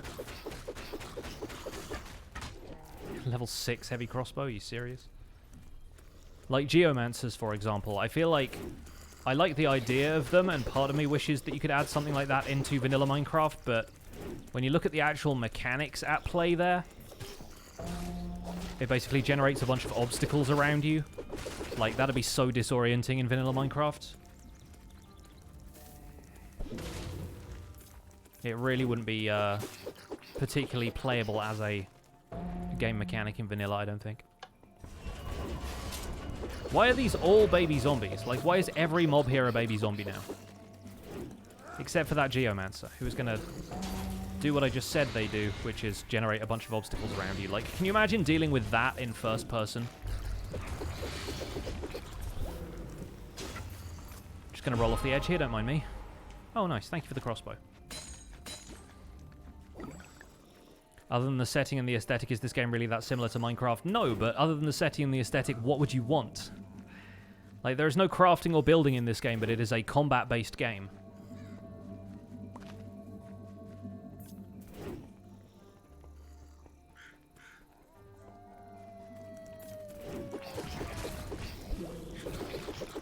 There is exploration, there are blocks. The mobs act quite similar sometimes, you know, that's like... If it was more similar to Minecraft, then it would basically just be Minecraft again.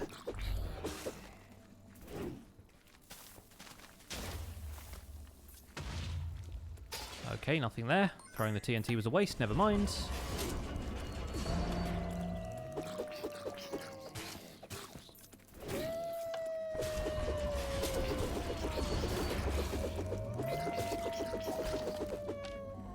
Why am I hearing so many, like, coyote noises?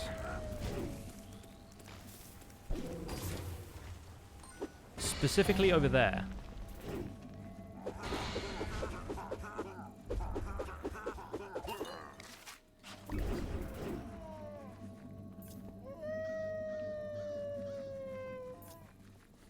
What is that? That's very strange.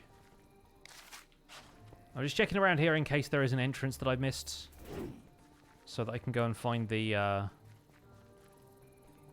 luxury merchant.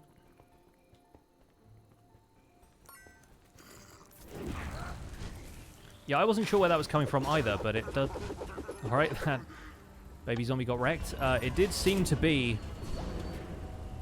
Like, the closer I get to this side of the map... It's like this beacon.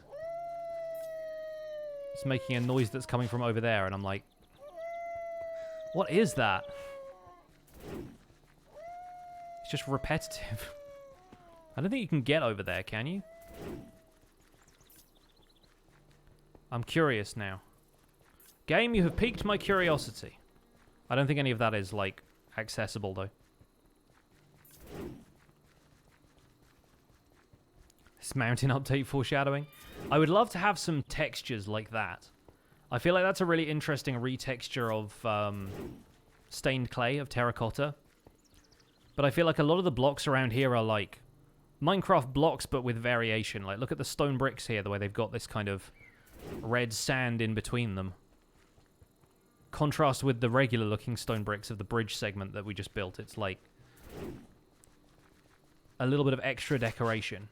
It's like mossy stone brick taken to its logical conclusion. There's nothing I can get to in there. It's like a little switchback over here that sometimes has a jar in it. Dog got stuck. Don't have a dog. Are there any exploitable glitches in Minecraft Dungeons? Not especially. I've uploaded 4 Minecraft Dungeons videos on YouTube. Lord TV. 1 of the beta footage, and then 3 of these challenges where I tried to beat the game without weapons. Which has obviously been a success for me, which is why I'm doing it again. But, yeah, there was one initial video where I thought, maybe this is possible. And then another video where I followed up and said, yes, it is possible, I have now done it. And then a third video where I did the DLC levels as well, because they added an achievement to the game which requires you to beat a level without using weapons, kind of as a nod to the fact that I had done it. What's the most annoying thing in Minecraft? Probably the community. No, the most annoying thing in Minecraft is probably dying and losing all your stuff, but that's really part of the game at this point, so I don't really feel like it should be removed from the game.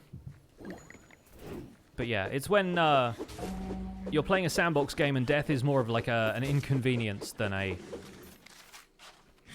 big problem.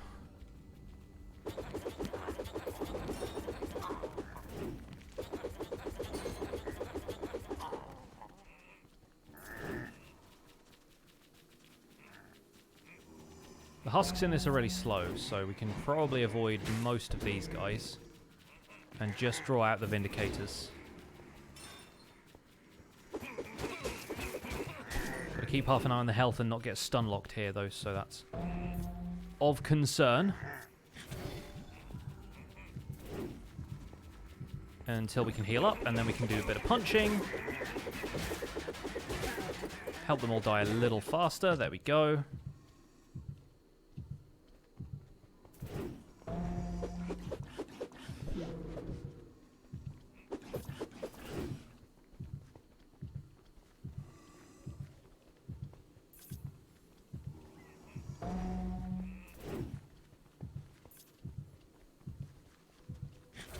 Other people. Ugh.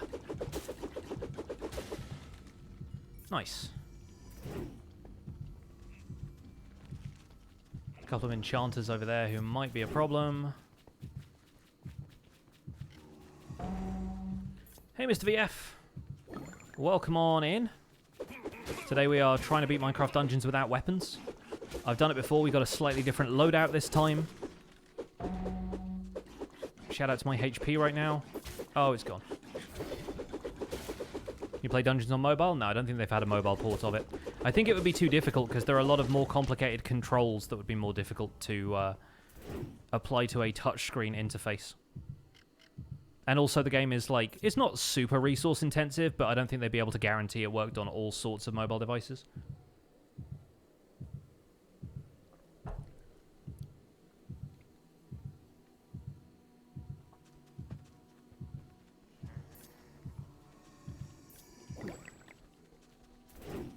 Let's get rid of this enchanter so these husks behave themselves. There we go. You're next. I do like they hit you with the books. That's very funny.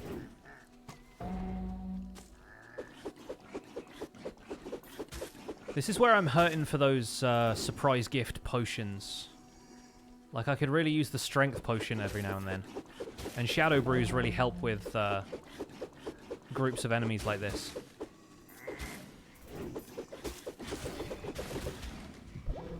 And now I'm down to 4 HP. So I'll just back off until I can eat this apple. Apple a day keeps the doctor away.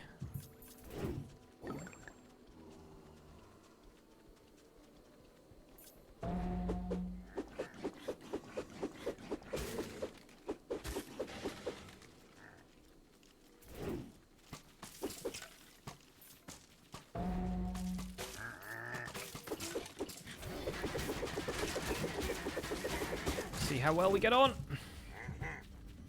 Yikes.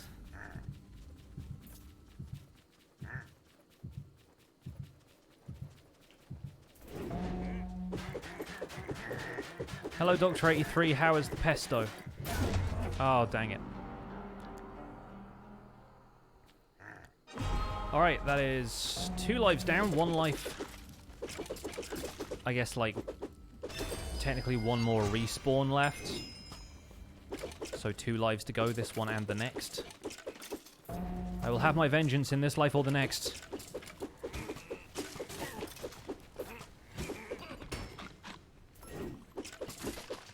Here's the piggy. This is not going to give us anything particularly useful, but the emeralds are worth it, so. Come back. Luckily for me, the wind horn turns the pig around. But we're playing on a higher level difficulty here, so the mobs all have a lot of health, the piggy bank included. Thank you for the mercenary armor. And a totem of shielding. Alright, that's worth keeping. The mercenary armor not so much, though. This is our first piece of armor with multiple enchantments, though. And to be honest, snowball and burning is almost tempting. But no, it's probably not going to work out for us.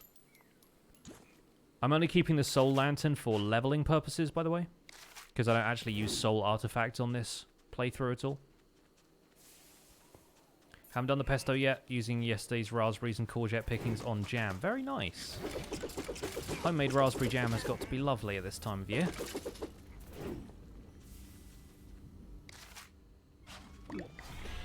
I'm going to assume that the luxury merchant is going to be up here somewhere, since I've not really seen anywhere else he could be as of yet. They've sort of built these little alcoves and cubby holes into the levels now, where these chaps are sequestered.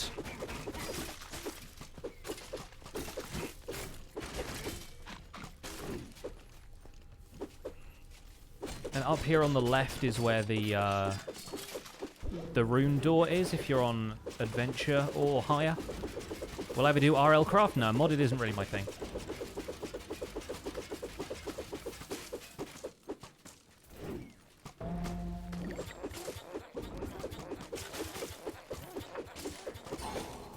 There we go. Take out the enchanters. Usually the best start.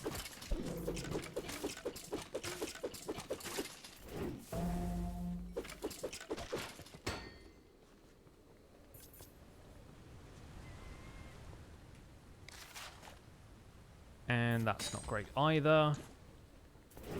The Totem of Shielding isn't a great level, so it won't last very long, but at least it will protect us from some stuff perhaps a little later. Maybe it's over there? Not entirely certain. I guess we'll find out. Can you enchant items in dungeons? Yeah, that's the idea. You get enchantment points every time you level up. And they're the kind of purple swirly number in the top left. Although you can't really see that. So right now it's on my hotbar, just kind of there. And the enchants need 1 level for the first enchant, 2 levels for the next enchant, and 3 levels for the final one. And items can have multiple enchantments on them, so you end up with some pretty powerful gear towards the end of the game. Yikes. That's why we have the wind horn, is to take care of creepers like that.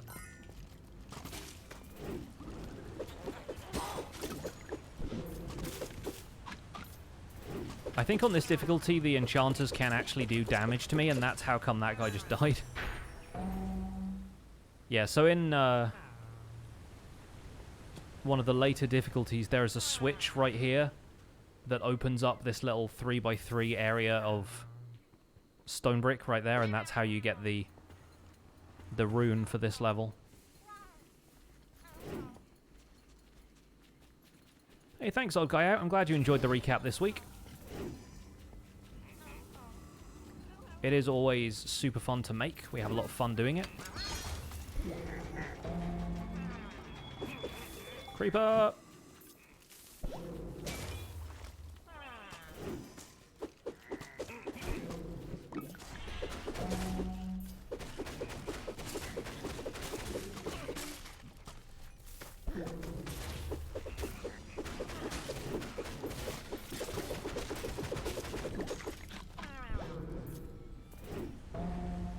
What version of Minecraft do I prefer? I'm a Java player. But that's just what I'm used to.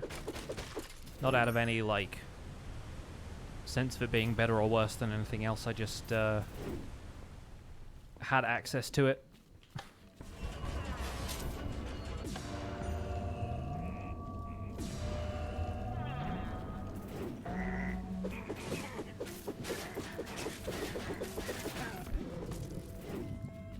There's an apple there, but I will not eat it yet. Just gonna go back over here and let this guy take out his frustrations on me. Oh no, there's more of them over here. I guess that makes sense. They do generate a few more to stop you once you get that key. Thanks for the TNT, though. I'm sure we will use that over here. If it stays on the platform. Nice.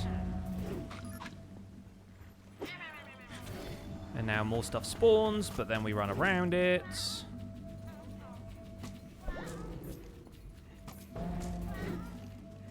Da-da-da-da-da. Roll and unlock. Great.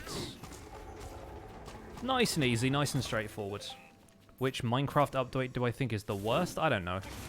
I don't really rank stuff by what's the worst. My favourite updates were probably the Update Aquatic, the 1.9 update that introduced the end islands and end cities and everything. And the Nether update has been fantastic. What's my stream schedule? Tuesdays, Thursdays, and Sundays at 3 PM UK time. Next Tuesday we'll be going back to streaming some regular Minecraft. This has just been a Minecraft Dungeons a week to celebrate the fact the Creeping Winter DLC just came out, and I got an achievement into the game.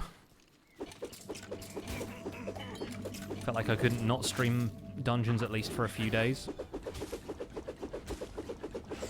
What happens when a Wandering Trader gets killed by a zombie on hard? He dies, because Wandering Traders don't really count as standard villagers.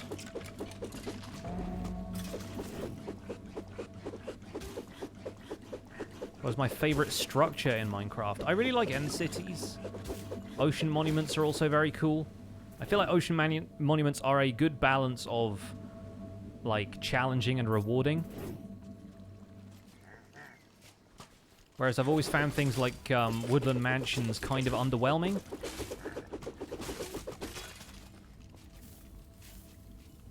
And I was back and forth about the new piglin bastions. I think ultimately I like them.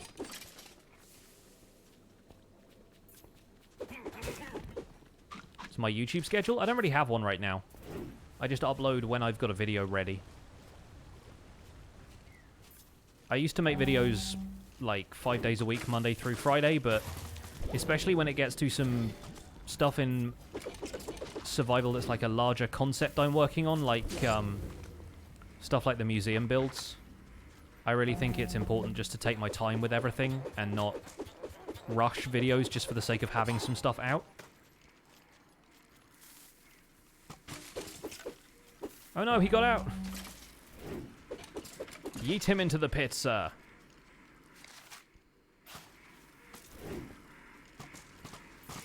You play Minecraft Pocket Edition, the villagers won't refresh. What do you do? Make sure they have somewhere to sleep. I'm pretty sure in Pocket Edition or Bedrock Edition, which is basically the same thing, villagers need access to workstations and beds in order to refresh their trades. In Java, all they need is access to a workstation and, like, one block to walk to and from the workstation. Or at least the ability to think that they are one block away from the workstation, which is what happens in the case of trapdoors.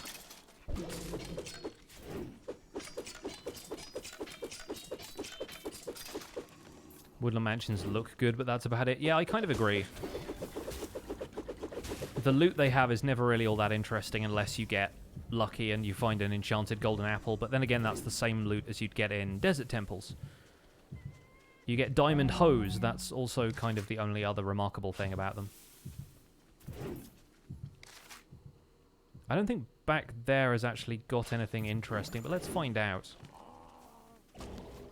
Because there's a section over here. Look at this little, like, this little structure buried down there. That's so cool.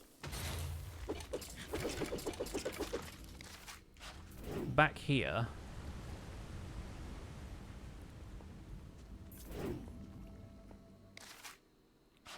It's like right behind this. We can get to this section, but that doesn't actually have anything here, right? That's just like a... Yeah. I keep looking for places the luxury trader could be. Will I play Fall Guys and Among Us? No. I have no interest in playing those on stream. Among Us in particular is one of those games that you have to have a squad for, and I don't really squad stream much. And as far as Fall Guys is concerned, I'm not really interested in playing that on stream, because I'm not very good at the game, and streaming is fun, but I feel like it's more fun when there's actually a chance that you will win.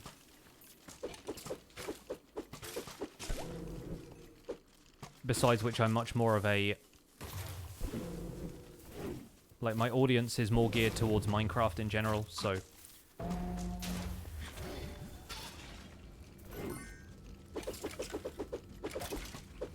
I think it's much more likely that I'll get an engaged audience if I end up playing Minecraft stuff.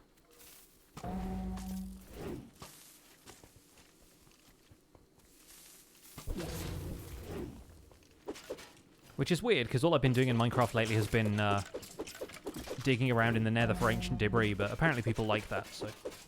What about not on stream? Yeah, I've played plenty of Fall Guys off stream. I played like maybe 16, 17 hours of it. Among Us isn't super fun with completely random people. Yeah, totally.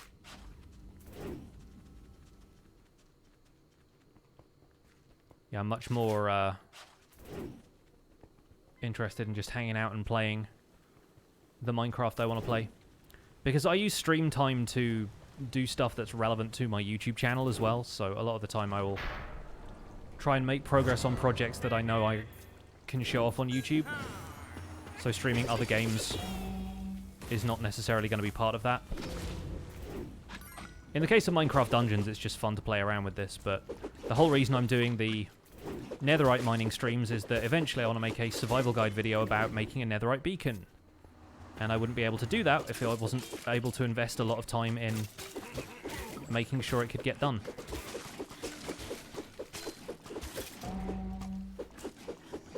What am I going to do in the next Minecraft video? On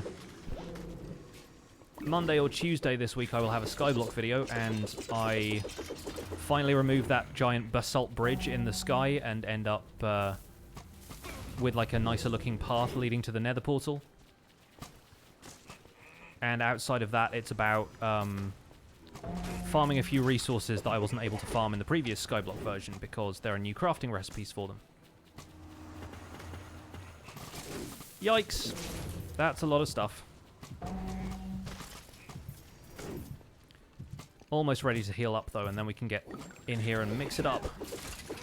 Yeah, get wrecked.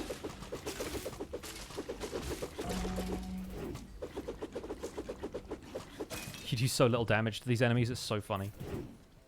This is really where I would need... Yeet! It's really where I'd need a burning enchantment or something like that. Last time I played through this level with Barefist Steve, I had the Ember Robe at this point, which was really helping me kill stuff with the burning aura. In this case, Thorns is really doing the work that burning was.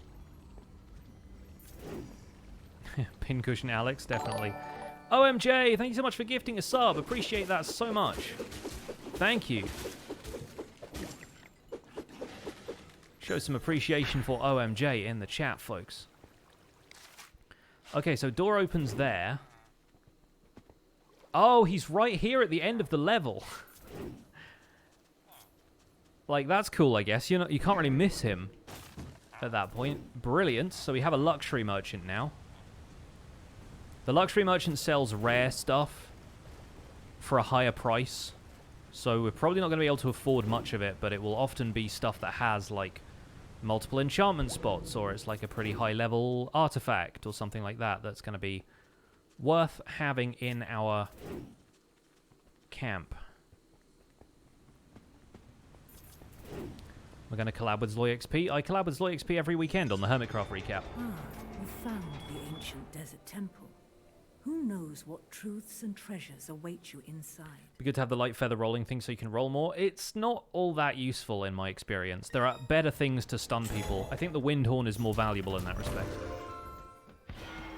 Okay, we got a better totem of shielding. That's a great start. Oh, I didn't equip my better stuff when I ended the level. So this village merchant is now going to sell me absolute trash. Great. No worries. Let's do something different. Let's check out the luxury merchant at least, because he has...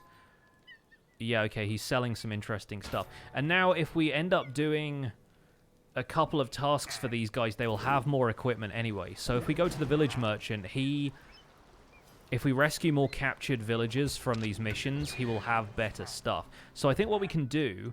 He won't have better stuff, but he'll have more slots where he could potentially have better stuff. So I think we should do Creeper Woods on difficulty 5.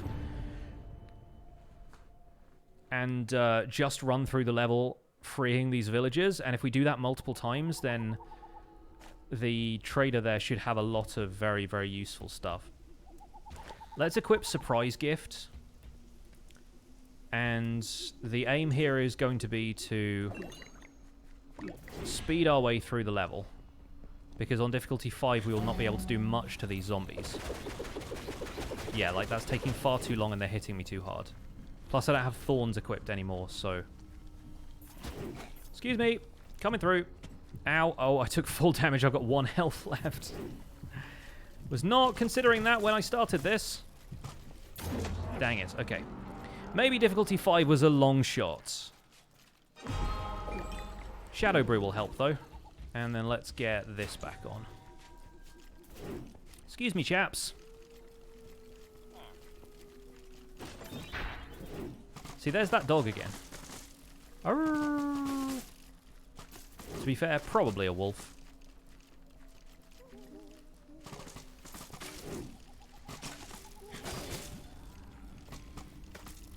If somebody has a star on their sub badge, it's because I don't have a sub badge that goes beyond 1 year, but people have been subscribed for like 2 years or more. I think the silver star is for an additional year, and the gold star is for an additional 2 years, because I have a gold star on mine. I know it's weird to have a sub badge for your own channel, but that's how Twitch basically determines your access to emotes and stuff.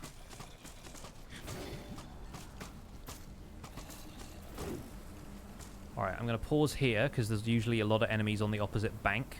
How many islands are there in dungeons? There is a mainland for the campaign, and right now there are 2 DLC islands. There will probably be more at some point, because I think they plan on adding more DLC to this. The Minecraft Dungeons subreddit has done a little bit of code diving, and they found, like, descriptions of, like, 3 or 4 more DLC packs.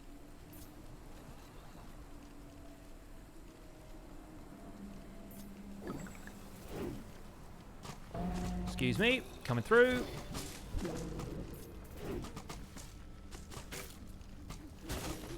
Ow. When a spider hits you for that much damage, you know you're in a little bit of trouble.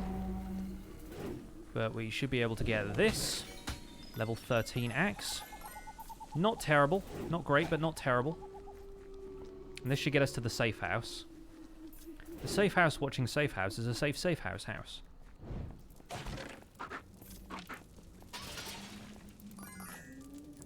Can get rid of that.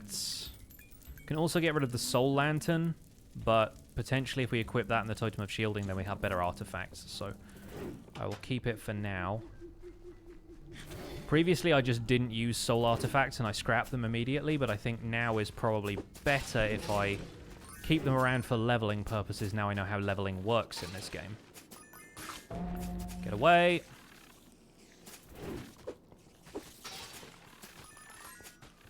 Just going to try and get any emeralds I can from this area because it's always good to have more cash. Cash does rule everything around me.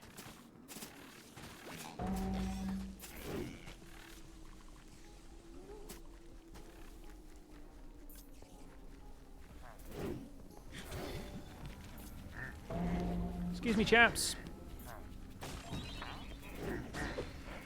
Whoa, okay. This is going to be tough. Yeah. A safe in a safe house. A safe in a safe house watching safe house is a pretty safe in a safe house.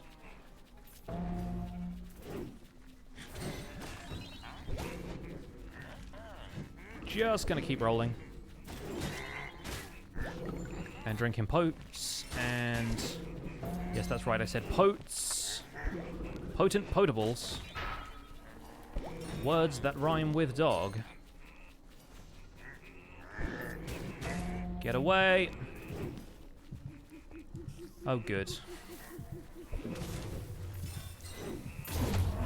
Well, that's just P9P with the 3 months. You never got past the final level on Dungeons. This is the only YouTuber that you subscribe to for some reason. Well, thank you. I appreciate that.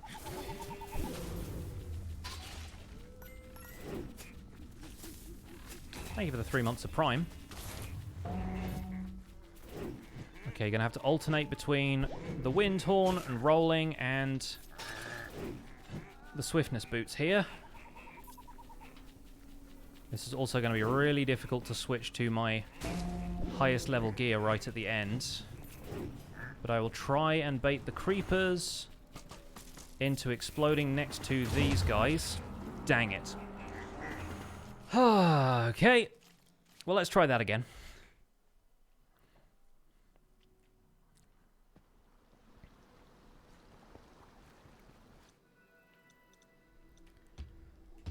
Let's try that again.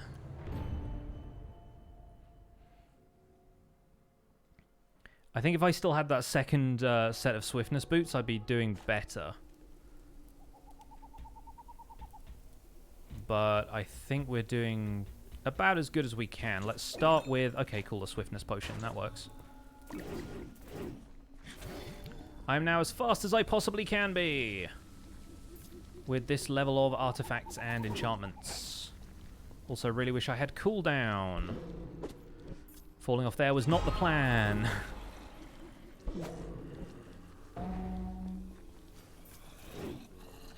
Falling off there was the plan.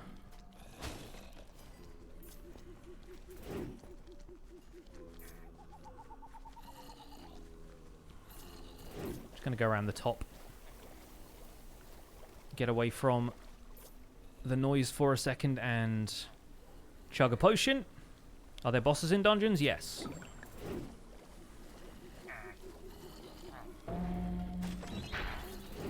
The Wither and the Ender Dragon are not in the game, but there are several of the game's own unique bosses which you fight in specific levels later on. There are also mini-bosses in some of these stages that have like a larger health bar. Excuse me.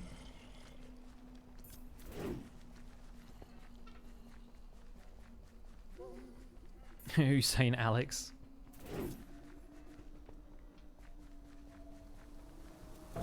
Excuse me. Just gonna be over here, sneaking my way through you. Yes. Alright, we're good. Guyver, welcome in. Thank you so much for the raid. Welcome in, raiders. Heyo. Make sure you welcome everybody in the chat. Thank you folks so much for stopping by. My name is Pixel Riffs. Today I'm playing Minecraft Dungeons and attempting to beat it without weapons for the second time. First time was with a Barefist Steve character. This time it is Barefist Alex. And I'm currently trying to speedrun my way through the Creeper Woods level just so we can unlock some bigger rewards at the camp. How was your stream, Guyver? What are you up to today? Oh boy, those spiders have fire trail. That is not going to be good for me. Fire trail, typically not one of the easiest enchantments to deal with. And Totem of Shielding will not save me in this instance. Do I still have the hype hat? I do. Although the hype train is harder to complete these days. They have burning and fire trail? Are you kidding me? Alright, time to, time to yeet myself over here, I think. Excuse me. Coming on through. So sometimes it, like, takes a second or two to react to the fact that there is something you can interact with there when there is a mob targeted, and it kind of irritates me sometimes. But we're through that. We've still got all our lives. This is good. Depending on where the villagers are positioned, we should be okay here. The Death Cap Mushroom also gives you a slight speed increase, so this is the problem though, because yeah, every time I'm unable to interact with that villager barricade, that is an additional problem for me. So now the entire map's worth of Vindicators is following me, but that's fine. We can deal, and if some of them get stranded over here, so much the better. I think previously I was just a little bit too hasty with my movement. This time we should be fine. Gonna need to use a potion in a second. Alright, this is looking more promising. Check out that campfire, by the way. It's like an actual campfire from the game. I mean, why wouldn't it be, but still. Yikes! Oh, we gotta go this way this time. Layout's changed. Things are different. And then we just weave our way through here. Get to about there, use the wind horn, and sneak our way through. Now this is, as before, the difficult part, because I've got to get the creepers to explode near these guys so that they will kill these Vindicators for me.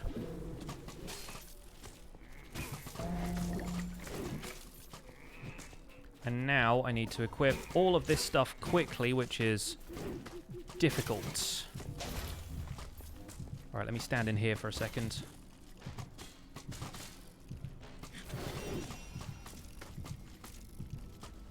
Try and juke around the skeletons until I can get some health back. Because the most important thing about this is that we leave the level with all of my most powerful gear equipped. So I need the wind horn, I need the lantern, and now all of my stuff is in different places, so it makes it kind of more difficult to equip. There we go, okay. That should be fine. So now I can equip this, this, and leave. Okay. Are free from the clasp of the illagers. All thanks to you. What's my favorite item in Dungeons? There is a weapon called the Fighter's Bindings that make it so that you can punch super fast. We defeated 2% of the mobs there. 20 Death Cap Mushroom. Very nice. That's good. And so now we're power level 18. We come back to the camp and yes. Oh, good. Okay, they're now selling really, really good armor. And weapons that are actually better than my axe, finally. Evocation Robe is great. And that's level 20. The Grim Armor is level 25, though, and that's so much better than anything else we have. So I feel like we go with the Grim Armor for now and just aim for a higher level artifact. So that's our leveling armor specifically. Soul Speed, Swift-Footed, and Speed Synergy are not that great.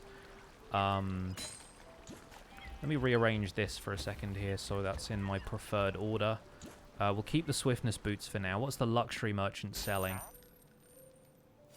That is honestly not great. Gaining speed after dodge, 30% damage reduction plus 30% melee damage. That will not get us to dealing double damage the way Strength Potions will. Gaining speed after dodge is nice, but not great. And it's also really expensive. This is now between level 20 and 28, which is going to be better than any of the artifacts I have, more or less. Shock Powder 22. And Scale Mail 20. Ugh, that's not great. But then if we do this, my power level is now 20. Oh, and we have more emeralds from all of the stuff around here. So that's kind of nice. Can you have custom skins in dungeons? No, there are a set of skins that you can choose from, but they are all preset because online play is a thing in this game, and I presume they didn't want people to play online with inappropriate skins.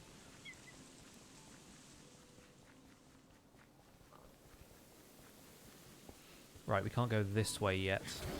Hidden around the map, once you complete certain of the levels, you find these emerald chests that actually have bonus emeralds for you to spend here at the camp. So I'm going to try and track down any of those that I've missed so far.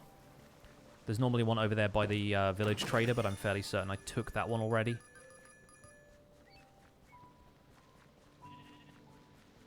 What do I think of Among Us and have I played it? I've seen a couple of other people play it. It's not for me. I don't really like competitive games all that much.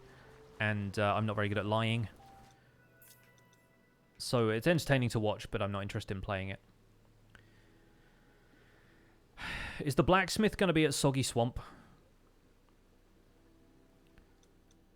I assume the blacksmith is going to be at Redstone Mines and Soggy Swamp is going to be the gift wrapper, but I feel like the gift wrapper is also the less useful of the two, and Soggy Swamp comes up sooner. So I guess we'll do Redstone Mines, and if we end up with the gift wrapper, then I guess we have to try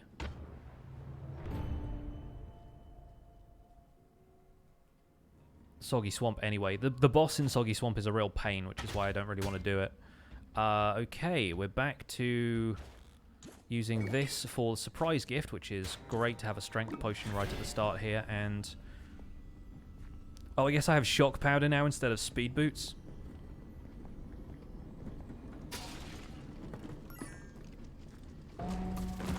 Which, yeah, I'm just not used to right now. This is going to be a problem.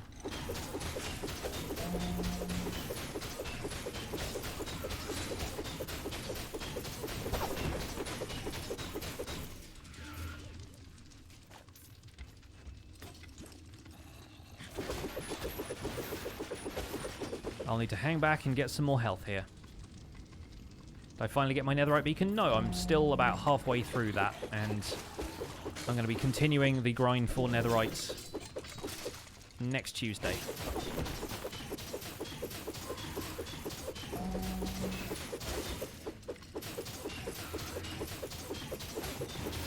Not good. Yeah, I think I'm probably going to have to avoid most of the spawners here. It's just that this one's like in the middle of the corridor, so having a means to stun them now is nice, though. I still don't have a fishing rod. You can get a fishing rod later, like it's another artifact that comes up again. But I still don't have one. What until next Tuesday? I mean, nothing. I make videos and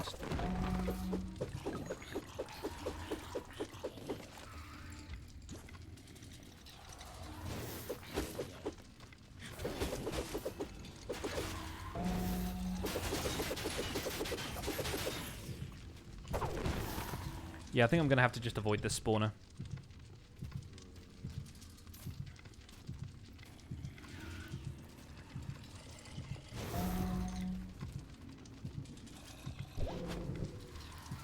Unfortunate, but we'll move on. That spider just got run over.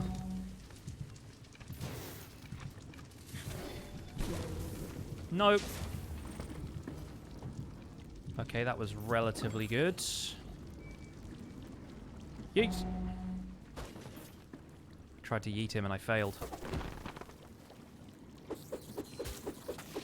Now poisoned. Poison is actually a problem for this character, unlike the others.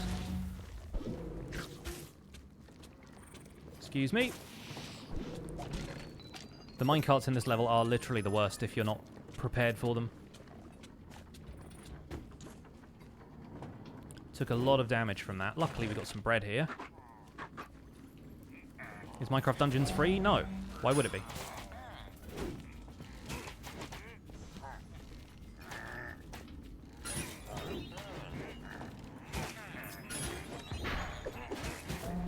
Okay, we've now also freed some more villagers, which means the village merchant is going to be happier with us. What's my favorite type of wood? In real life, mahogany. But in Minecraft, probably spruce.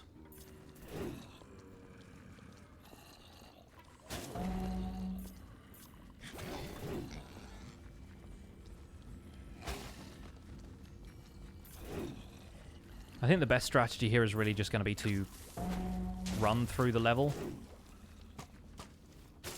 Unless there's a chance that the merchant is captured somewhere elsewhere in this level and we need to find him. As long as it's not somewhere near one of these spawners. Yikes. Not good, not good. Evoker, evoker bad, evoker very bad. Evoker very bad, except yeet. Thanks for the pickaxe, I guess, my dude.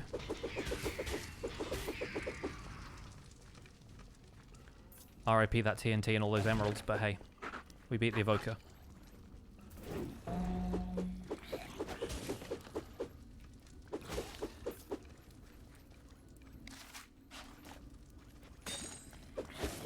Pillager or skeletons, they're basically the same level of accuracy because the thing that determines the accuracy is not the mob itself, but the trajectory of the arrow.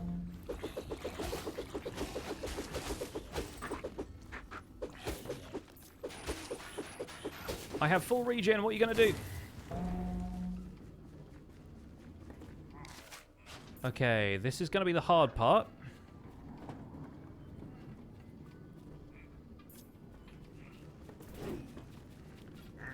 Because this is a lot of mobs to deal with in a very tight space. Hopefully,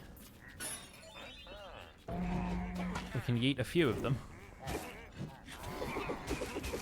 And a few of the others will just take themselves out. Thanks to thorns. I can't reach that. Thank you, game. Very good.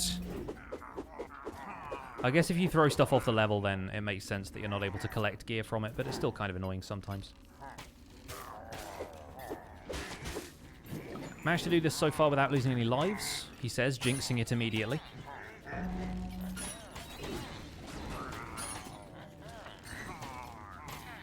So the blacksmith is not one of those.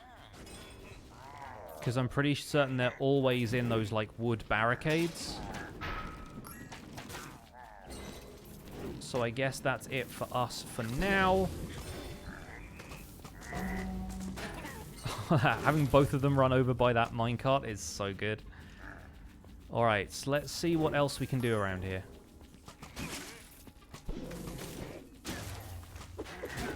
Very nice. Oh, you're for it now.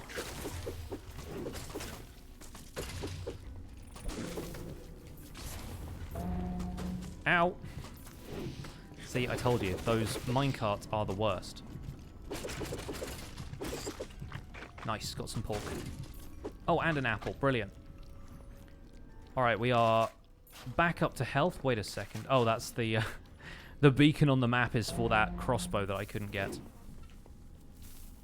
Just getting the creeper to take out that spider for me.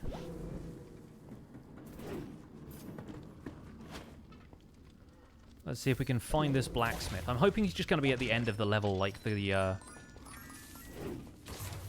luxury merchant was.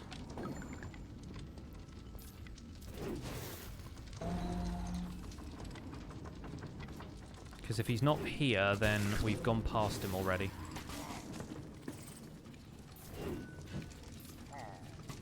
Maybe at the end of this little offshoot here? Nope, it's just a pickaxe and some TNT, which I can't use because it just disappeared into the wall. Nice.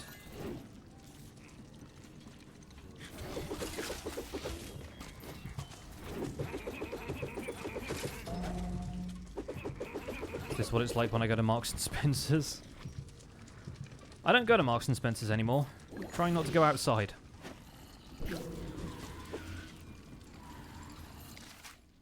But I think that's probably it. So unless the guy is after the boss fight, really not certain where he's going to be. However, this boss fight should be relatively easy, as long as I avoid dying. Which is usually the way boss fights go, actually.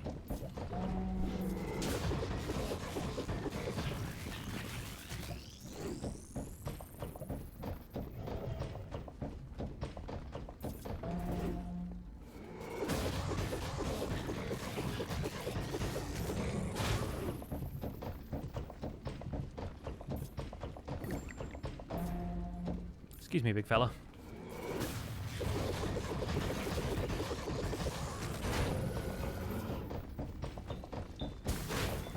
You can actually damage him by stepping in the mines, which is something I did not know before.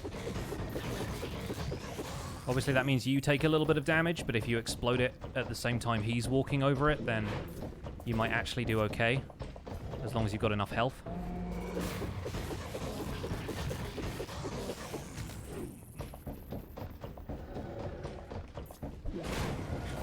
That did not help.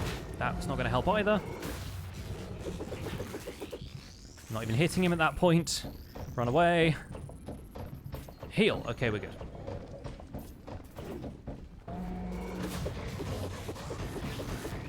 I have the high ground. There we go. Took a little bit of damage there, and then I ran in lava, which was a mistake, because I will now die.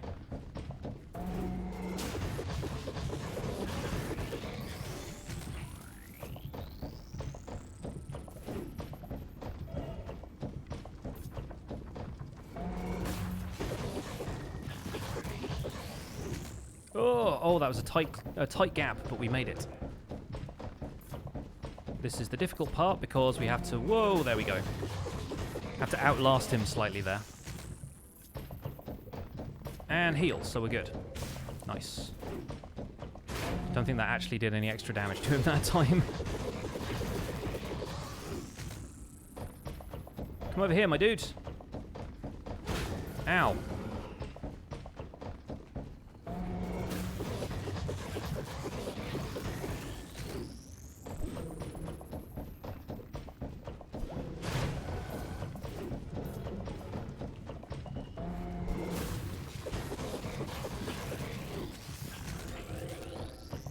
Yeah, probably going to die in a second here, just because I'm getting a little bit sloppy with the controls.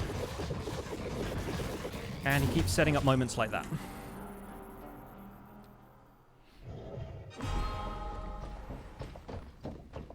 But now this should be easy.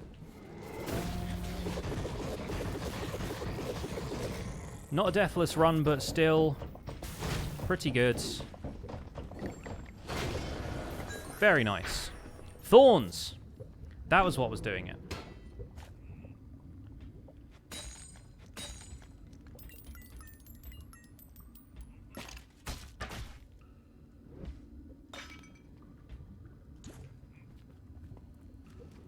I guess it wasn't the explosives after all, it was him hitting me.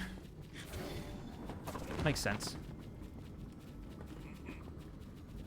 Bye. Didn't get the blacksmith. The rumors were true. Dreadful forge under the mountain.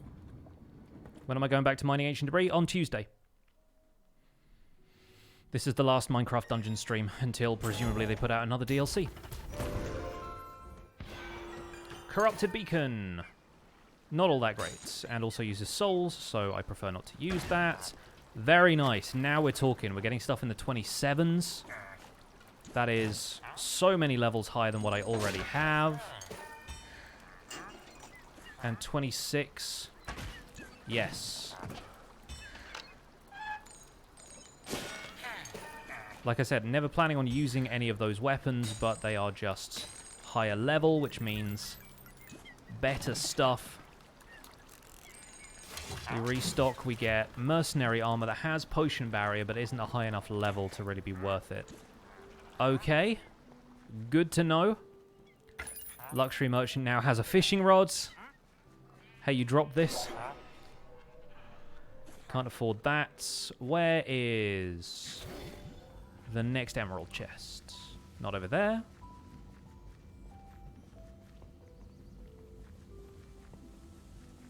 There it is. Thanks, man. It's just a flesh wound. Mystery merchant, what do you have? 180. Okay, can't afford that. All right.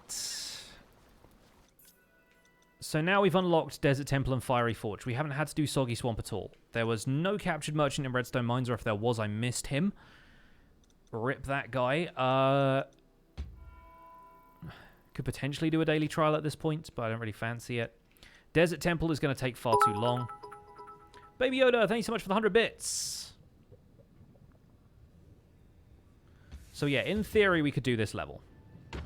It's going to be kind of difficult, but we'll try it. The Redstone monstrosity is pretty easy to fight, even if you don't have good weapons, because you don't actually have to hit it.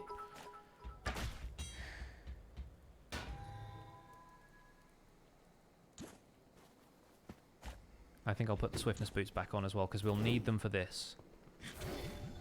The amount of just running through this level I did the first time I played it, because it's really not possible to beat all of the enemies in this level. There's just too high a concentration of them, and you're supposed to just bash through them with whatever melee weapons you have. But crowd control is near impossible when you can only hit one thing at a time, basically.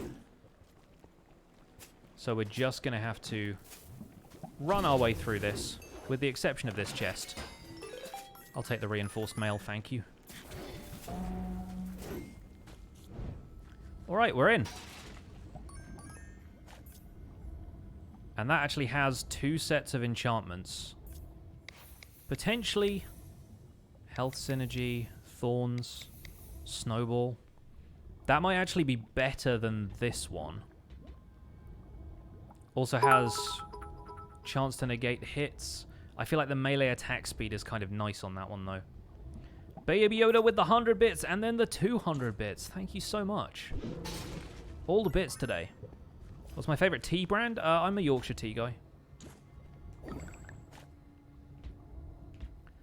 Okay, what can we trash from here? I think we've basically got to keep everything, right? Except the soul lantern. We can get rid of that now.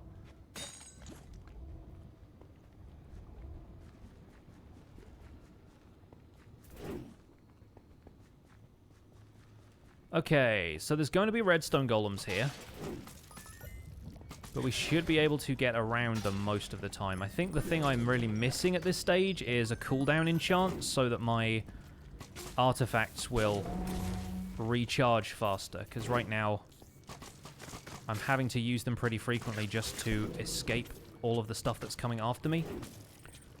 But Thorns is at least keeping stuff at bay for a while. Thank you for the bread.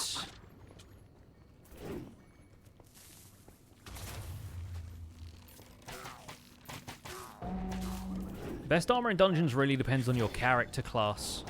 Like what kind of gameplay you like and the kind of the synergy it has with your other equipment.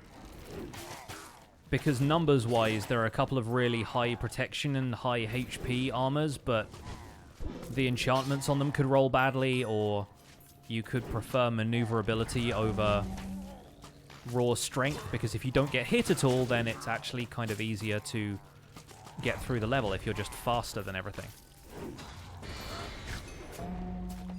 There's a secret chest there. A hammer of gravity, alright. Not going to use that, but thank you anyway. Supply chest and overload the cores is our new objective. So this is the area where we have to run around and just interact with stuff. And then these guys will show up occasionally, but that's fine. I can get around them to do this. As long as you stay up there, fella, that's actually fine.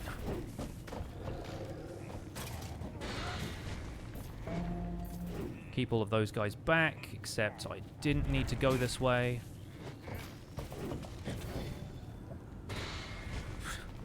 Thanks, man. Just overload this, watch all of those guys die. Nice. Alright, one over here on the right.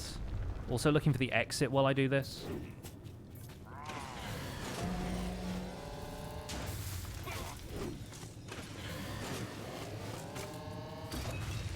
Yikes. Yeah, I got lucky there. Did not really want to be hit by any of this. Take whatever's in here, which is a non-gravity hammer, I guess. One more core to overload, which is back that way, but I'll take the Shadow Brew. Speed my way over there. Does bubble tea even count? I've never actually had bubble tea. I don't really know what it involves.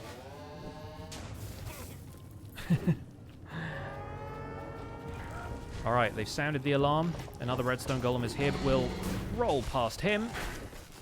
Boo, evil minecarts. And now we just have to mash our way through here for a little while. Oh, this is a weird layout. You don't always get this one with the massive lava pits in it. Nice for yeeting stuff, though.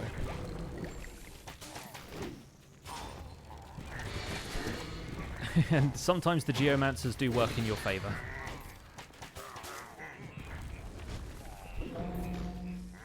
Nice. Love it.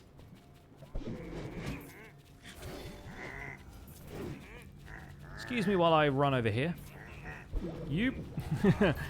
The Jukes. He's got him.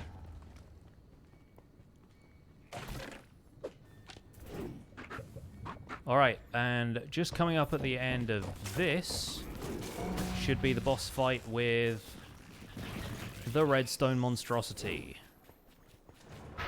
Very nice.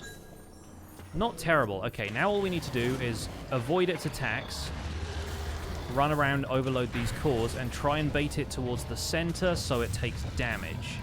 Which is easier said than done, because apparently this thing doesn't always take damage very often, but it's also going to be affected by the fact that I have thorns on my armor, so like in theory we can do massive damage to it if it gets hit there, but it rarely seems to get hit the way it should. So I never quite understand how I'm supposed to do this fight.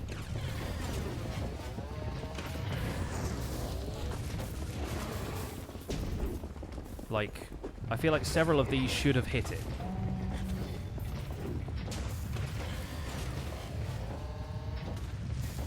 Like, how did that not just hit it? I'm confused.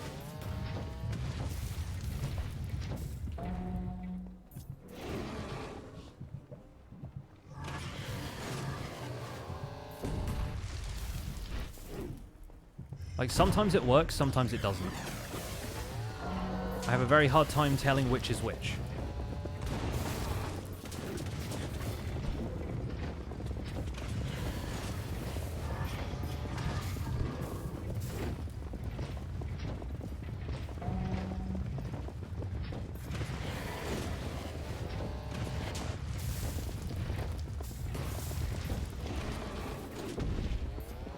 Does it have to have his face down by the ground or something? Like, I never quite know. It's just one of those weird quirks of timing that I can never quite work out.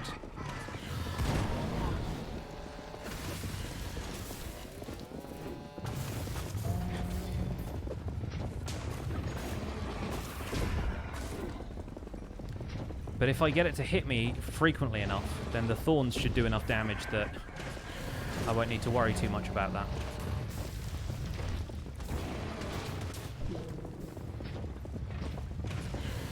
Like here, it is probably walking right over the middle as that overloads, and yet, no damage. Why? In previous playthroughs, I've been able to damage it several times with this, and the boss fight goes incredibly fast. But sometimes, for whatever reason, it just doesn't want to do it.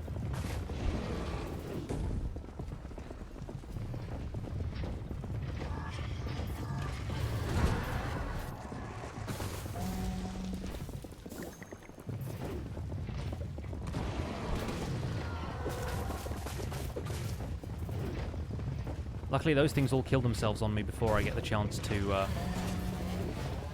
run away.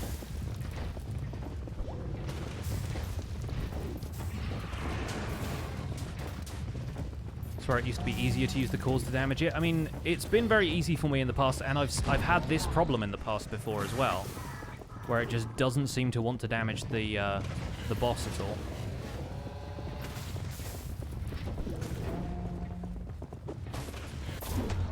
Dang it.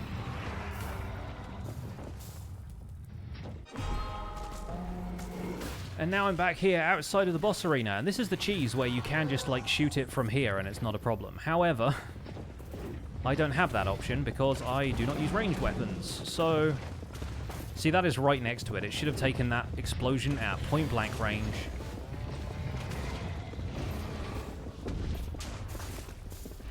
Nothing. So I am just going to have to deal damage the old-fashioned way.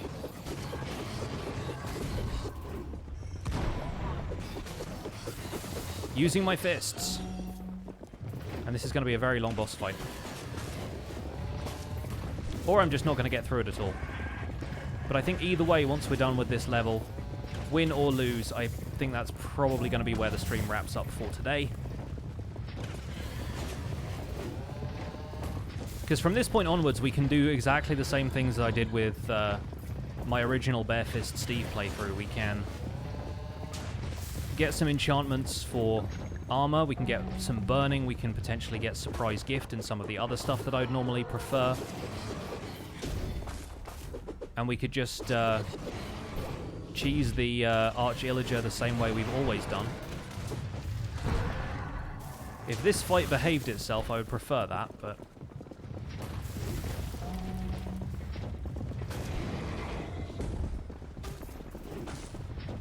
Yep, looks like we're not going to last this one.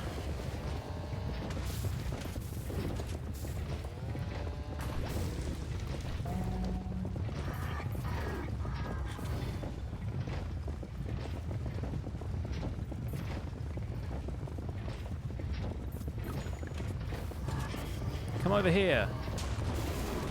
Not that it matters, because you just don't take damage from these things that are supposed to damage you.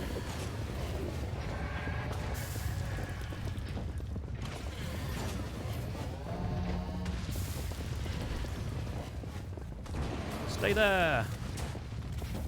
See, I can't even, like, bait him over to that part of the map or something. It just doesn't work that way.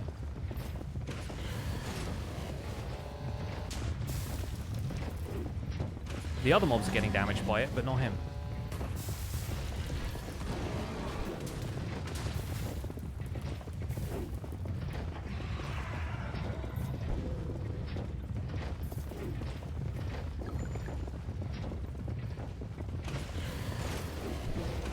I don't think you really can do it where two go off at the same time. You're just not quick enough for that. They don't have any kind of different timings to them or anything.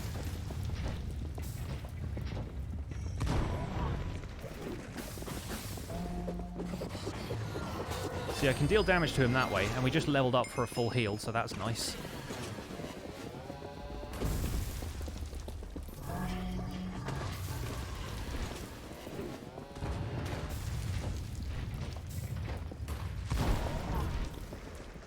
I think at this point the only other chance I've got of doing decent damage to him is getting one of the armors with the burning enchant.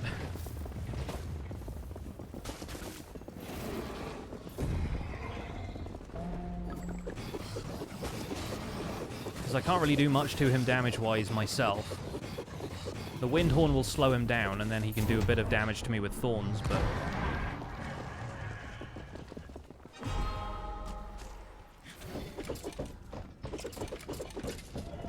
Okay, this guy's going to be a nuisance. Is he going to follow me down here? No. He's just going to make it harder for me, though.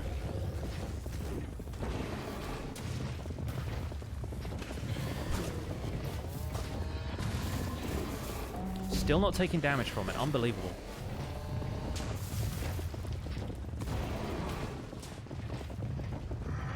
Look, I'll even try and stun him in one place. So, like, right there. He really doesn't do anything. And sometimes it will have this problem for, like, a couple of the core overloads. Sometimes it will have it for all of them. Sometimes the fight goes incredibly quickly. And obviously if you're able to do regular damage to him, it's fine, but you can cope. But this way, unfortunately, I cannot.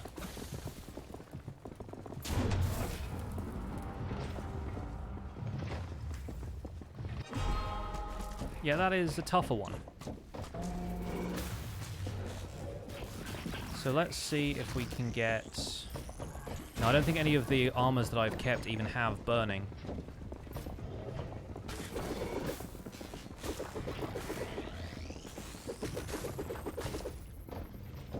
So, this one has electrified, which would be a rolling enchant, which I prefer not to use. Yeah, this is all about speed and stuff. I don't think the shock powder will even stun him.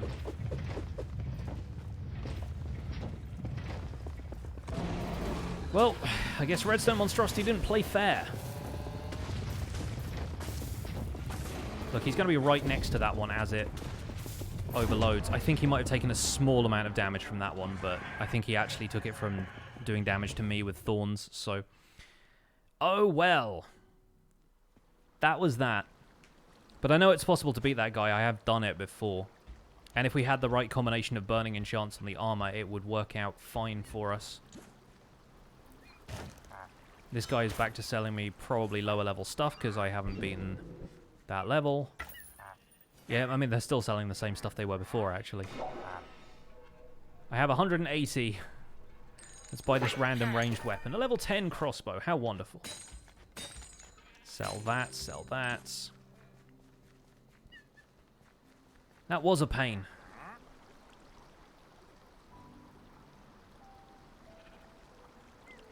Yeah. Yeah, I've had harder fights than that, but that one just didn't really go very well. I think we've got enough time to try it once more. We'll try it at lowest difficulty again. But I have a feeling it's not going to go the same way. Oh wait, hang on, that's the wrong one. That was Redstone Mine, I wanted Fiery Forge.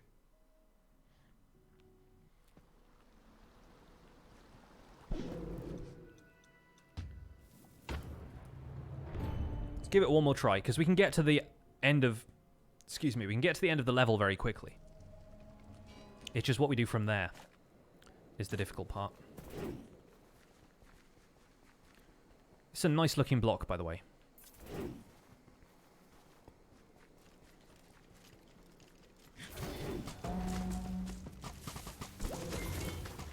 Hello. I'll take that.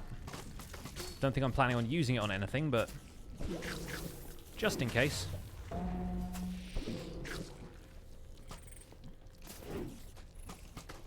Got to use the same tricks over and over again. The speed boost, the roll, more reinforced mail. Thank you for that. Means more emeralds, I suppose. That one's got surprise gift, which is what I'm saving this one for, but not really worth it. Okie doke. Oh, by the way, if you want the rune in this level, there's usually a lever over here. Oh, yes. It is. Well, thank you. I did not expect that to arrive, but I guess it did. Yeah, it's the USB for the phone.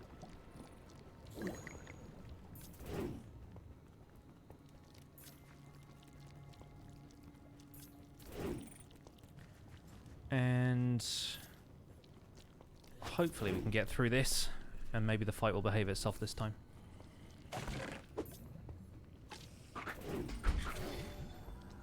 Zombies!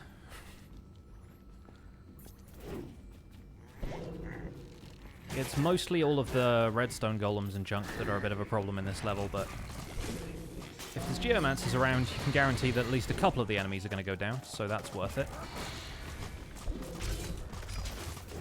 Especially if they end up blocking off a ton of the enemies who are trying to attack me, I say that's a win-win.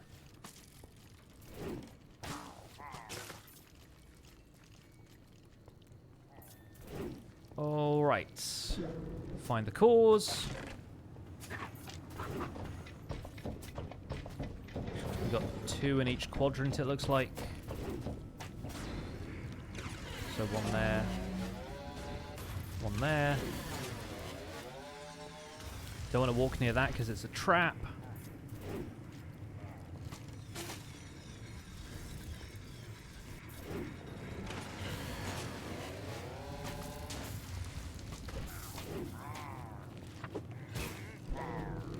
We've got those 2. Oh, we didn't get one of them. Oops. Well, we'll go back for it. That one.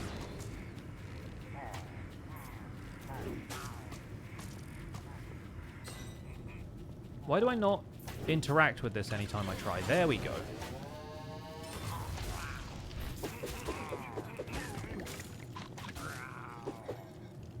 Take care of some of these archers. And back behind the redstone golem, are they? Fine.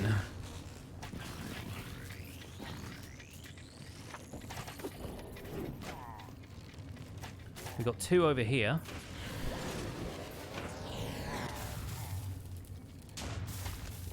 Alright, excuse me. Thank you for the speed potion, that'll be helpful. Oh, I didn't quite get that chest. Never mind. And there's 1 more core up here, and I think from there, the exit should be to the north anyway, so...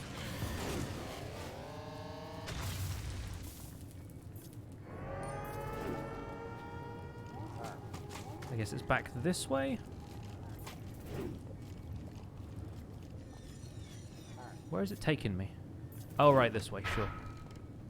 I gotcha. Another redstone golem out here somewhere. There he is. Excuse me. The alarm sound is very good. Done some great sound design on this game in general. The critical hit sound effect is one that we were celebrating the other day on account of just how satisfying it is for this massive, like, clank sound to happen every time you crit something.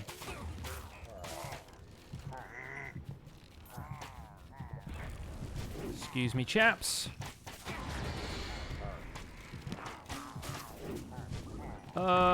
This ain't gonna go well.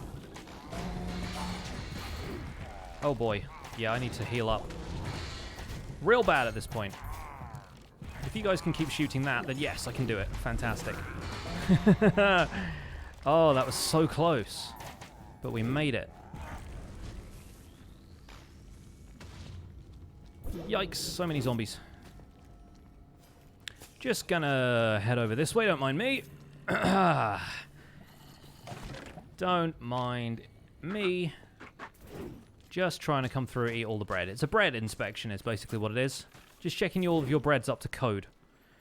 Okay, now let's try surprise gift for a second and then thorns after that and see how we do.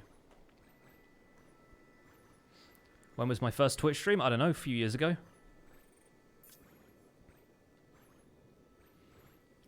This is going to be our last attempt.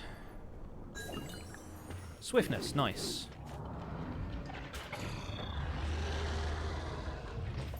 Let's try now. Yes, okay. We're good. I wonder if before I just activated the core before the fight started and that somehow, like, invalidated the damage or something. But this time it's actually damaging him the way it should, like, pretty heavily. So now all we should need to do is convince him to walk in this direction. Like so. Okay, maybe not that one.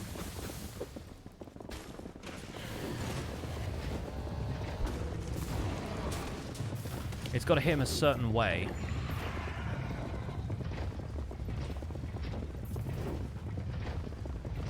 So let's try over here. Dang it, okay, he's just standing there. Try now. Yeah, sometimes it hits, sometimes it doesn't. I'll take it though, because at least we know it's possible this time.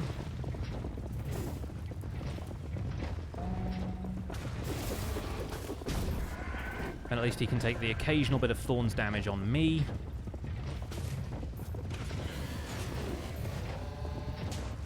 Yes, okay, great. I feel like as long as it happens on screen this time, it seems to work okay.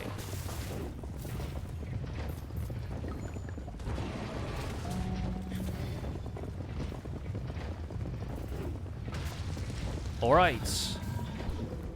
Now you're talking. This one should work. Oh, dang it. Okay, he had iframes somehow, not quite sure how.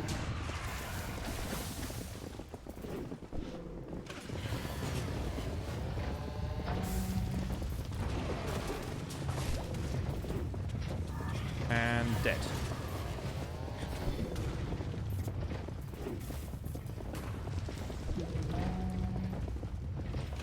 I'm on 1 health right now. If I can just avoid these cubes. Hey, we did it. Okay.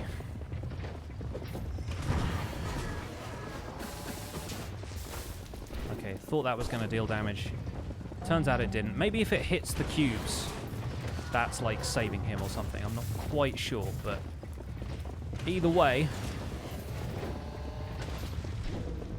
Oh, that was close. Not going to get many chances like that. Oh, my dead body. Let's try that again.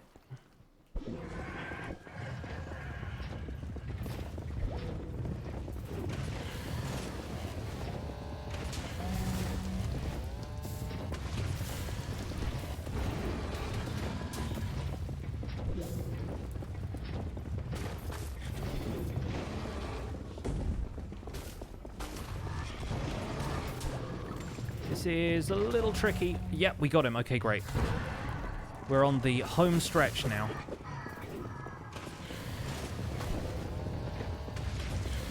This one should hopefully get him. Nope. Missed it. I do wonder if the cubes are affecting that in some way. Or if it really is just a dodgy hitbox and luck of the draw.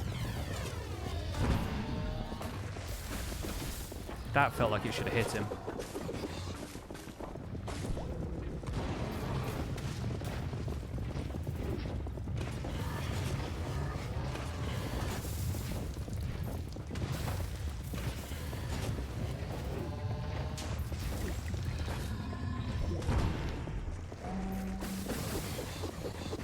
I'll deal what damage I can like this.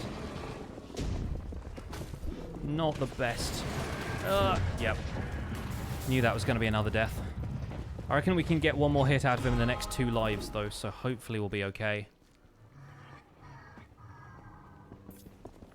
I was wondering where he was there for a second. Hello? Monstrosity. Monstrosity! Nailed it. Alright, folks. Barefist Alex has made it this far. I reckon that is probably where we're going to call the stream once we complete this level.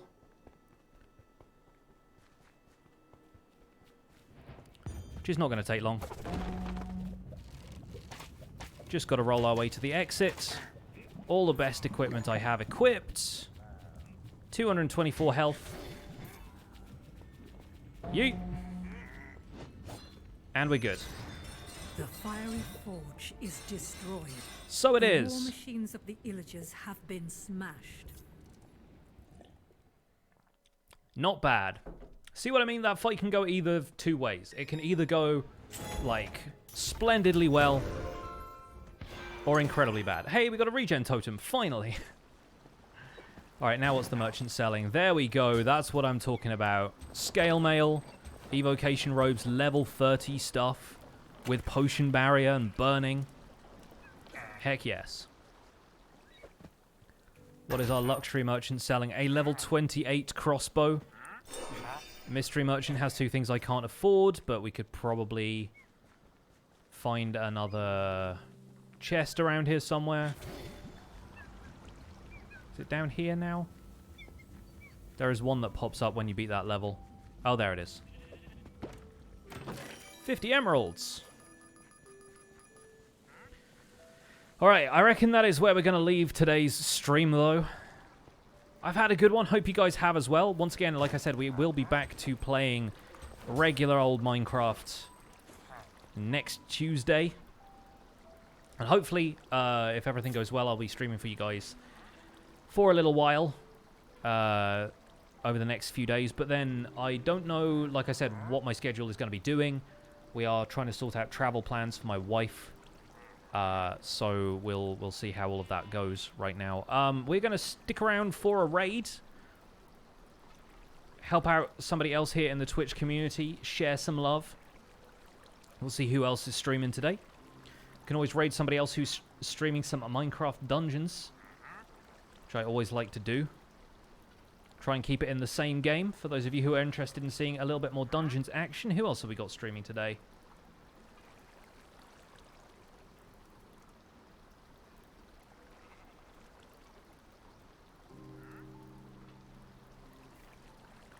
Alright, let's raid somebody new. Not sure if this person is going to be family friendly, so feel free to click away if you're at all concerned about that. But this is Ginger Jessie Cat, who is currently streaming Minecraft Dungeons with her sister, it seems like. Awesome, another UK streamer. Well, if you are at all concerned about family friendliness, I'm not certain what the streamer is like, so feel free to click away. But enjoy their stream. Don't forget you can use your Pixel Hype emotes and the hashtag PixelRaid to show some love over there. I'll be back with you guys on Tuesday with some regular Minecraft. Until then, take care. My name's been Pixelriffs. I'll see you guys soon. Bye for now.